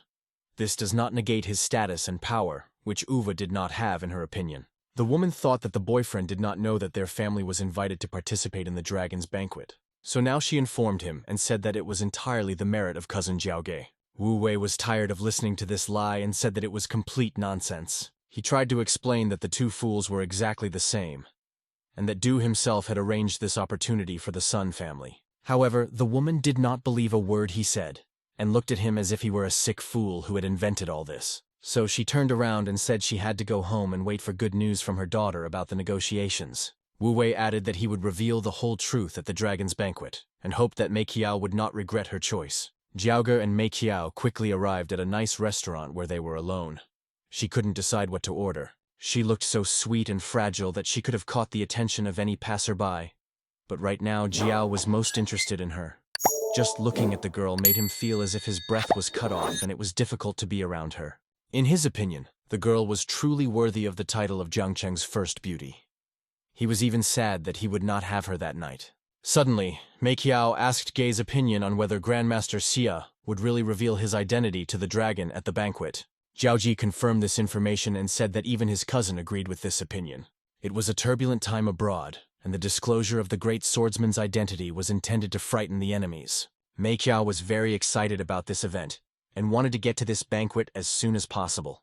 Then she dared to ask Jiao if he could arrange a short meeting for her alone with the great master. 1 or 2 minutes would have been enough to satisfy her interest. When the girl held out her hand while talking, Jiao Ge gently took it by the palm of her hand and pulled it toward him. He then said that there was no problem with the meeting, and that he would definitely ask his cousin about it. But in fact, he realized that the great master Jia would never talk to people like them. So if anything, he planned to blame his cousin. Meanwhile, Mei Qiao could not calm down in anticipation of this meeting and event. Suddenly, the girl snatched her hand out of Jiao's and stood up, saying that she needed to go to the restroom. At that moment, the man felt uncomfortable and blushed, so he told the girl to come back quickly. And as soon as she left, Jiao began to enjoy the scent on his hands that the girl had left behind. He had never doubted that even her body odor would be undeniably pleasant. But in a matter of seconds, Jiao's behavior changed dramatically, and he began to turn in different directions, as if looking for someone. Lu Wei couldn't just leave his ex-wife, so he kept following her to make sure she was safe. At that moment, he realized that Jiao was quite strange and was up to no good with this meeting. As it turned out, the man took out a transparent bag from his jacket, which contained unknown pills without any signature. He took out one of the pills and smiled slyly. This showed that Wu Wei had indeed arrived at the right place at the right time, because Jiao had put a thorn in Mei Qiao's juice pill while the girl was away. At that moment, the man thought that he had managed to remain unnoticed and that his insidious plan would be realized. Suddenly, Wu Wei appeared next to him, grabbed Jiao Ge's arm, and asked him directly what he was doing with the girl's drink. After that, the guy managed to get the same bag of pills that was still lying on the table. Jiao was sweating with fear and his voice was trembling. He tried to act natural and asked Lu what he was doing here, but Wu Wei was serious and ordered the man not to lie, because he had seen with his own eyes that he had added something. But when he didn't get an answer, Wu Wei almost exploded with anger. So he grabbed Jay's shirt and started threatening him. Soon, Mei Qiao finished her business and returned to the main hall of the establishment, where Jiao was waiting for her. However, as soon as she entered, she heard the man screaming and saw Wu Wei holding him in the air. She ordered her ex to let go of Mr. Ji and stood between them so that the fight would not continue. Wu Wei pointed his finger at the culprit and said that he had put an unknown substance in Mei Qiao's glass. The girl was surprised that her good friend could do such a thing, and did not even believe it at first. However, after that she immediately attacked him with her fists and called him a liar who wanted to use her. But the man immediately started to stop her and said that she had misunderstood everything. He pointed to Uva, who was holding the same pills that they managed to take away from the bastard, and the latter said that it was Lu who put something in the drink. He was allegedly angry because he had never been able to touch his wife during their marriage. And according to Jiao, this is what the guy stooped to in order to take revenge on his ex. After hearing this, Mei Qiao's eyes became sad. She was afraid that the person who spent so much time in her house with her family could just kill them all at once. However, soon the fear turned to anger, and the girl said that she did not expect this even from Uva. So Mei Qiao couldn't help herself, and for the first time since she met Lu, she hit him in the face. Uwe did not understand why he was treated this way when he was trying to save the girl, but was found guilty. For him, it was something fantastic to see how Mei Qiao believed every word Jiao said and did not even suspect his true nature. But then she noticed that the guy was holding a bag of unknown pills, which made her sure that he was trying to poison her. Suddenly, I remembered the fact that Uwe is known everywhere as an embarrassment to the capital because of his harassment of Ms. Hu. Uwe did not lose hope that the girl would believe him, so he repeated that it was really not him. He could not believe that the girl did not believe him at all and did not even consider him a person. But she said that facts are stronger than any words, so she asked how she could believe him. Then Uwe threw the pills on the table and said that in that case, he had nothing to explain. As he headed for the exit, Mei Qiao shouted that Lu had disappointed her too many times, and that was why she could not trust him. After that, the guy stopped and asked her if she really thought he was as worthless as they say. The girl put her hand on her heart and sincerely asked if Wu Wei knew what other people were saying about her.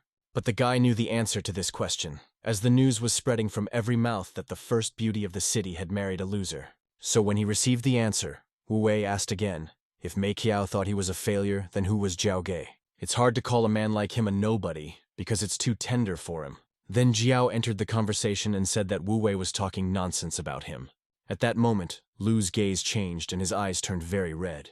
So he ordered the man to shut up with a single word. But Jiao only mocked him once again and said that he failed to look formidable. But now the guy spoke to Sun Meixiao and said that he understood her well, unlike her. He went on to say that he had been hiding his identity from the Sun family all this time because he didn't want to put too much pressure on the family. When Mei Qiao heard that her ex-husband had been hiding his identity, she was even scared. But Jiao continued to mock and said that Wu Wei had imagined himself as a god of war, pretending to be a pig in order to eat a whole tiger. Then Lu replied that in his eyes, the god of war was just a useless garbage that he could destroy in one fell swoop. Song Mei Qiao looked at Lu with a look as if she was completely devastated and tired of these quarrels. But the guy himself told the girl that in a week she would find out about everything, but she might start to regret it. Suddenly, their conversation was interrupted by a police unit that burst into the establishment on an urgent call. They were several armed men who were initially looking for the person who had recently called them. As it turned out, it was Jiao Ge who did it, although Wei had no doubt about the distrust and fear of such a scoundrel. But among the police was Jiao's friend, Captain Li. He was happy to see the man after many years. Then the so-called young Mr. Ji ordered the policeman to search Wu Wei, who, according to him, deceives and corrupts people. Xiaoli had a bad attitude towards Lu for a long time, as he was perceived as a scoundrel and unemployed in society. Then Jiao approached the captain and quietly asked that if nothing was found during the search of Lu, he should be detained anyway, saying that he had already committed enough sins. Xiaoli then smiled at Zhao's brother and said that he would do his best, but Wu Wei had excellent hearing and could hear what the people around him were whispering. So he asked directly if he would finally be dealt with. Mei Qiao stood by the boy's side and told him that Wu Wei had already understood everything, and if he was ready to openly admit to the crime, she would forgive him. But she still hoped that he would be imprisoned, and then he would change. Captain Li ordered Wu Wei to follow him for a detailed search, but the guy just laughed at the man's confidence and asked if he knew who they were aiming at. However, the policeman did not care about the boy's identity and had to fulfill Jiao Ge's request, who was an important person to him.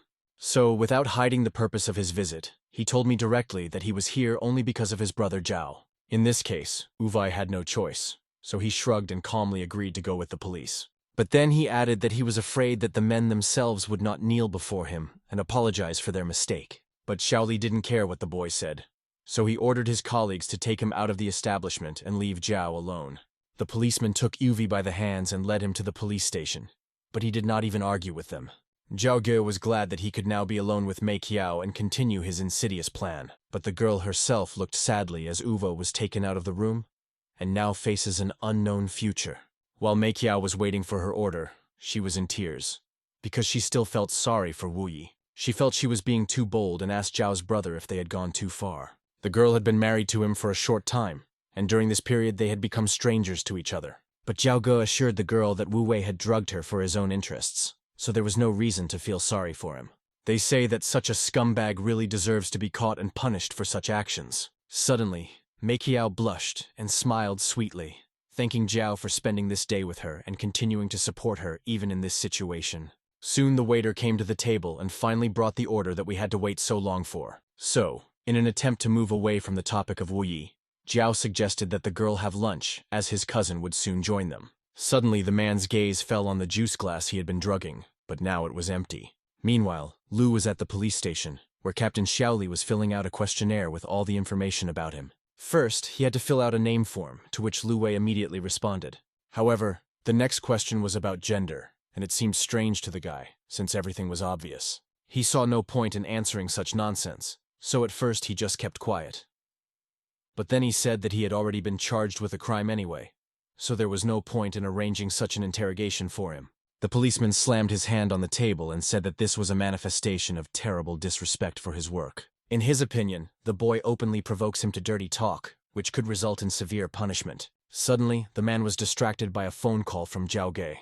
He was worried about the situation. However, Xiaoli reassured him and said that he would make sure that no one would miraculously find even a trace of this case. The conversation didn't last long, and after it ended, Xiao was very happy about how easy it was for him to make good money. But then he went on to write a statement saying that Lu Wei, who was also the son-in-law of the Song family, had recently been expelled by the family and held a grudge.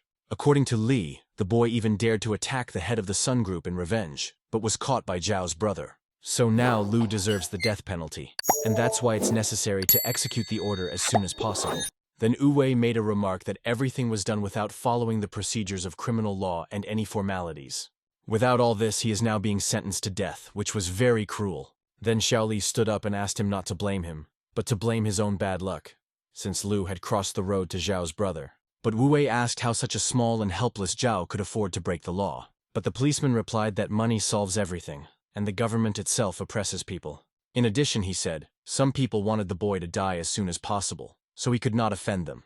But Uwe was interested in the same phrase that money solves everything, and the government oppresses people. He repeated it out loud and started laughing out loud, so much so that he attracted the attention of other colleagues in the neighboring offices. Xiaoli ordered him to shut up and asked him in a serious voice what made him laugh. Wu Wei called the policeman a pathetic member of the public security department, who was not allowed to say such things. Suddenly, a man who looked quite massive and had a low voice entered the office.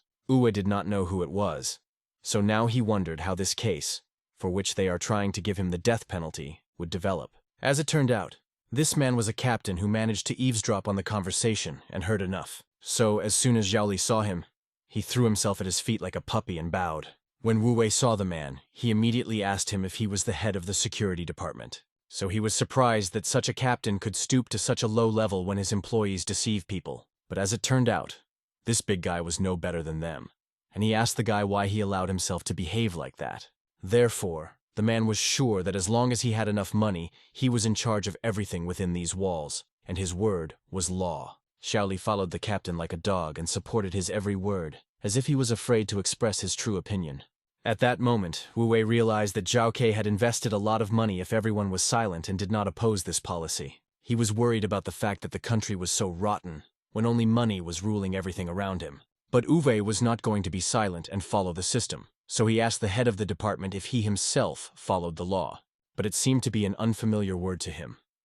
And while he was about to answer the question, Xiaoli was already pulling up a chair for him like a king. But when he could barely fit his bulky body into the chair, he made it clear that he himself was the law that everyone was talking about. And while the man continued to philosophize about his purpose in this world, his puppy Xiao brought up a folder with documents. Then the fat man opened it and pretended to read something. In reality, he was only interested in the money for the job. The documents already contained Uwe's photo and all the information about him. There were also all the old complaints about the guy. After that, the captain took a pen and began to fill in the data on Uwe's crimes. He invented the whole story himself and provided information about the evidence that pointed to Lu's guilt. Then the man signed the documents and handed them over to Xiaoli, who now had to decide immediately. After the policeman received his orders and had to go to another office, Uwe simply laughed at how easy it is to imprison a person nowadays. The captain saw the boy smile and asked if he really thought he could scare him and win. He then suggested that Uwe find money as soon as possible so that he could pay off the police. He emphasized that the boy had little time left to use this opportunity because it would be too late. But Wu Wei looked at him with a look on his face that made it clear that he was eager for revenge, which would soon come.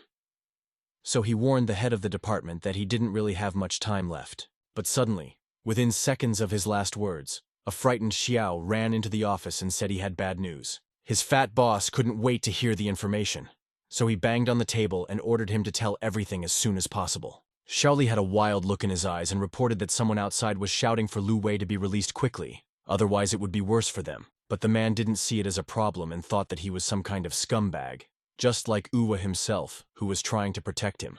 So, ignoring the stranger's request, the captain ordered the man who made the call to be sent back. Xiaoli understood everything and immediately went to fulfill the order, so that his boss would no longer be disturbed during his work. After that, the man continued his conversation with prisoner Lu and asked him what his specialty was. Specifically, he was interested in why someone needed Uwe, that someone decided to stand up for him. But the guy advised him to be more careful with this person, otherwise he would be in big trouble. The captain laughed at his words and jokingly asked if he was in danger of losing the company. He continued to laugh non-stop throughout the office until his stomach began to hurt. And when he calmed down, he told Uday that he was young and did not understand anything about important people.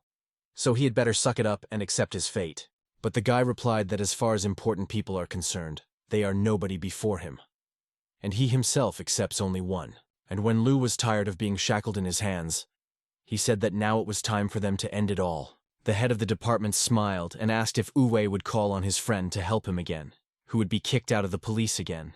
But the prisoner had a chance to make one phone call, and the captain did not deprive him of this opportunity. Lu picked up the phone and entered the number of the person who could definitely get him out of this situation.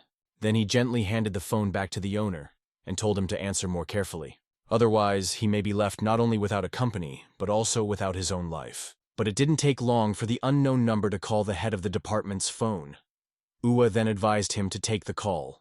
But the man could not understand who was so serious behind the guy that he allowed himself to behave so boldly. However, Lu didn't want to open all the cards at once and wanted to enjoy the show, so he said to just wait. The same unknown caller started talking and asked who was on the other line. He was especially curious as to how someone knew his personal number and dared to call him. This serious tone scared the head of the security department, and his behavior changed immediately. After that, he immediately began to report that Lu Wei was being tactless. But for some reason no one wants to take this into account. So he asked permission to take certain measures to punish the guy. But as it turned out, this stranger was the Emperor of Daxia himself, and he asked if it was really Lu. To be sure of his words, the head of the security service took out a folder of documents and read them more carefully. He later confirmed his words and said that he was talking about the same Lu Wei who had once been abandoned by his family. So if the guy could be protected from punishment, the man said it was possible. However, to do this, you need to send 10 million to his bank account, and then he will think about whether to release the prisoner. It was the first time that the Emperor of Daxia had heard any conditions being imposed on him. So he kept silent and drew certain conclusions. The head of the service continued to stand his ground and said that his offer was quite favorable. So it was better to agree quickly, or he would raise the price. Lu Wei looked at the man and bluntly told him that he was an idiot who didn't even realize who he was talking to. But there was no more sound from the phone, and the boss was sure that he had scared the stranger. So he put the phone closer to his mouth and said that if anyone dared to defend Uwe, he would arrest him as well, and then prescribe the death penalty for both of them. But after the last words, the Emperor of Dacia could not stand it and introduced himself, but this time in a shouting voice. Such a respectable person could not realize that someone in the world dared to speak to him in such a manner. The head of the security service was frightened, and his body began to tremble violently, with drops of sweat appearing on his bald head. But he quickly gathered his courage and said that he would not believe this nonsense without some meaningful evidence. Suddenly Uwe turned to him and said that no proof was needed. But the man took the boy's words as insolence and said that he had hired an old man who had agreed to pretend to be the emperor for money. But soon his screams and threats were interrupted by the creak of the door to the office. And the person who entered said that he could vouch for Uwe.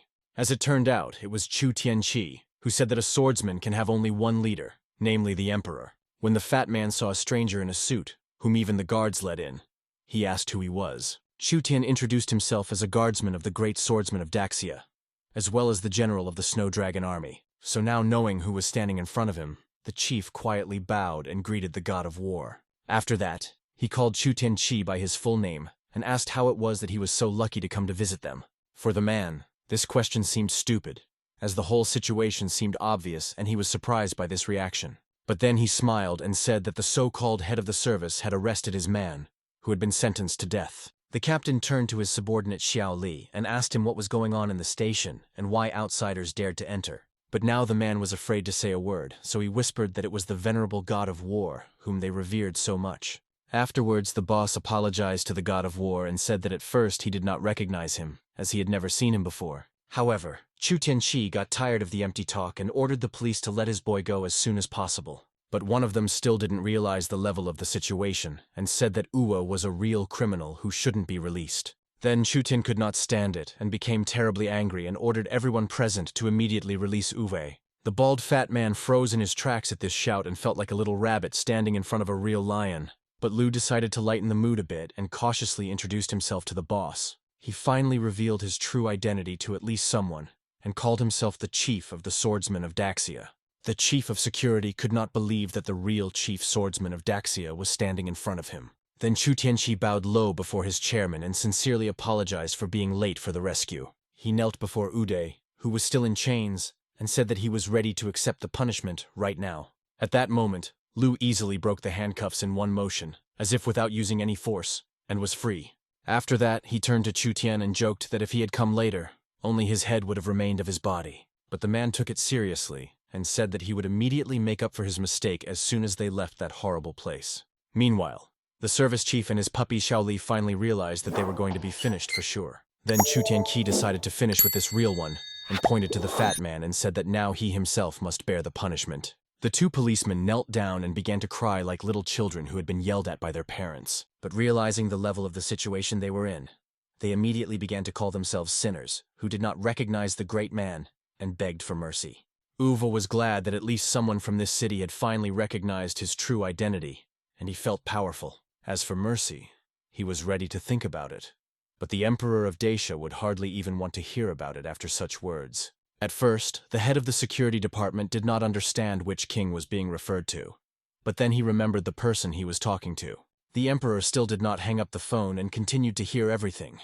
So he ordered that the person who dared to threaten him be sent to the capital immediately. Wu Wei realized that now every word he said would be believed, and so he leaned toward the so-called leader. Being very close to the fat man's face, he almost whispered and asked if he was going to the capital. The man's face looked so pitiful, and tears were flowing from his eyes like a river. He began to bow down to Lu endlessly, and asked him to negotiate for him and spare him, as he did not want to die. The man was ready to lose his job and company, but he was afraid to say goodbye to life so early. However, upon hearing this request, Wu Wei hit the fat man like a soccer ball, which rolled to the other side of the room. Then Lu came closer to him again and said that it would not be enough to release him. So he asked Chu Tian to pass on his order, namely that the entire security department was in cahoots with each other, so all the workers should be sent for questioning. The guy wanted to see how rotten these people were, and how ready they were to sell the lives of others for some pieces of paper. Chu Tianqi bowed before the chief swordsman and promised to obey the order. Then it came to Xiaoli, who turned to the boy and said that he did not want to die either. He reported that he had received a message that Zhao Ke had sent Ms. Sun to the hotel. Wu Wei was interested in this information and asked how true it was. But Xiaoli did everything he could to make sure of this, as this information could have saved his life. But after hearing this, Wu Wei only became even more angry because he had not been able to save Meiqiao before. So now that people were starting to find out who he really was, Wu Wei was sure he would kill Jiao if he laid a finger on the girl. Meanwhile, the Sun family's daughter was unconscious in the hotel. The room in which she was lying on the bed was completely filled with the smoke from the cigarettes that Guo Qishan smoked endlessly. He was looking at the girl with a wild gaze, who was lying defenselessly and unable to do anything about his will. Then the man decided to say goodbye to Zhao's brother and promised him that everything would go well. But his voice did not inspire confidence. However, Jiao Ge himself did not care much about Meiqiao. He was more concerned that the couple shouldn't be embarrassed by anyone tonight. Rubbing his hands nervously, he hoped to get help from his cousin. Guo Qishan seemed to sense Zhao's thoughts and said that he didn't have to worry. The man booked a flight for tonight. He told Jiao that he could take the money he had laundered for him and live freely abroad. Jiao Ge was incredibly grateful to him. He bowed a few times and was ready to leave. Suddenly, the men heard the unconscious Meiqiao making strange noises, as if she was trying to recover. However, there were too many illegal substances in her body that prevented her from opening her eyes. Her face was very red, but Guo Qishan only liked this look even more. The man could not have imagined that Meiqiao would really be so beautiful, and he would be able to spend time with her. But most of all, he was interested in revenge on Lu Wei, who was the girl's ex-husband.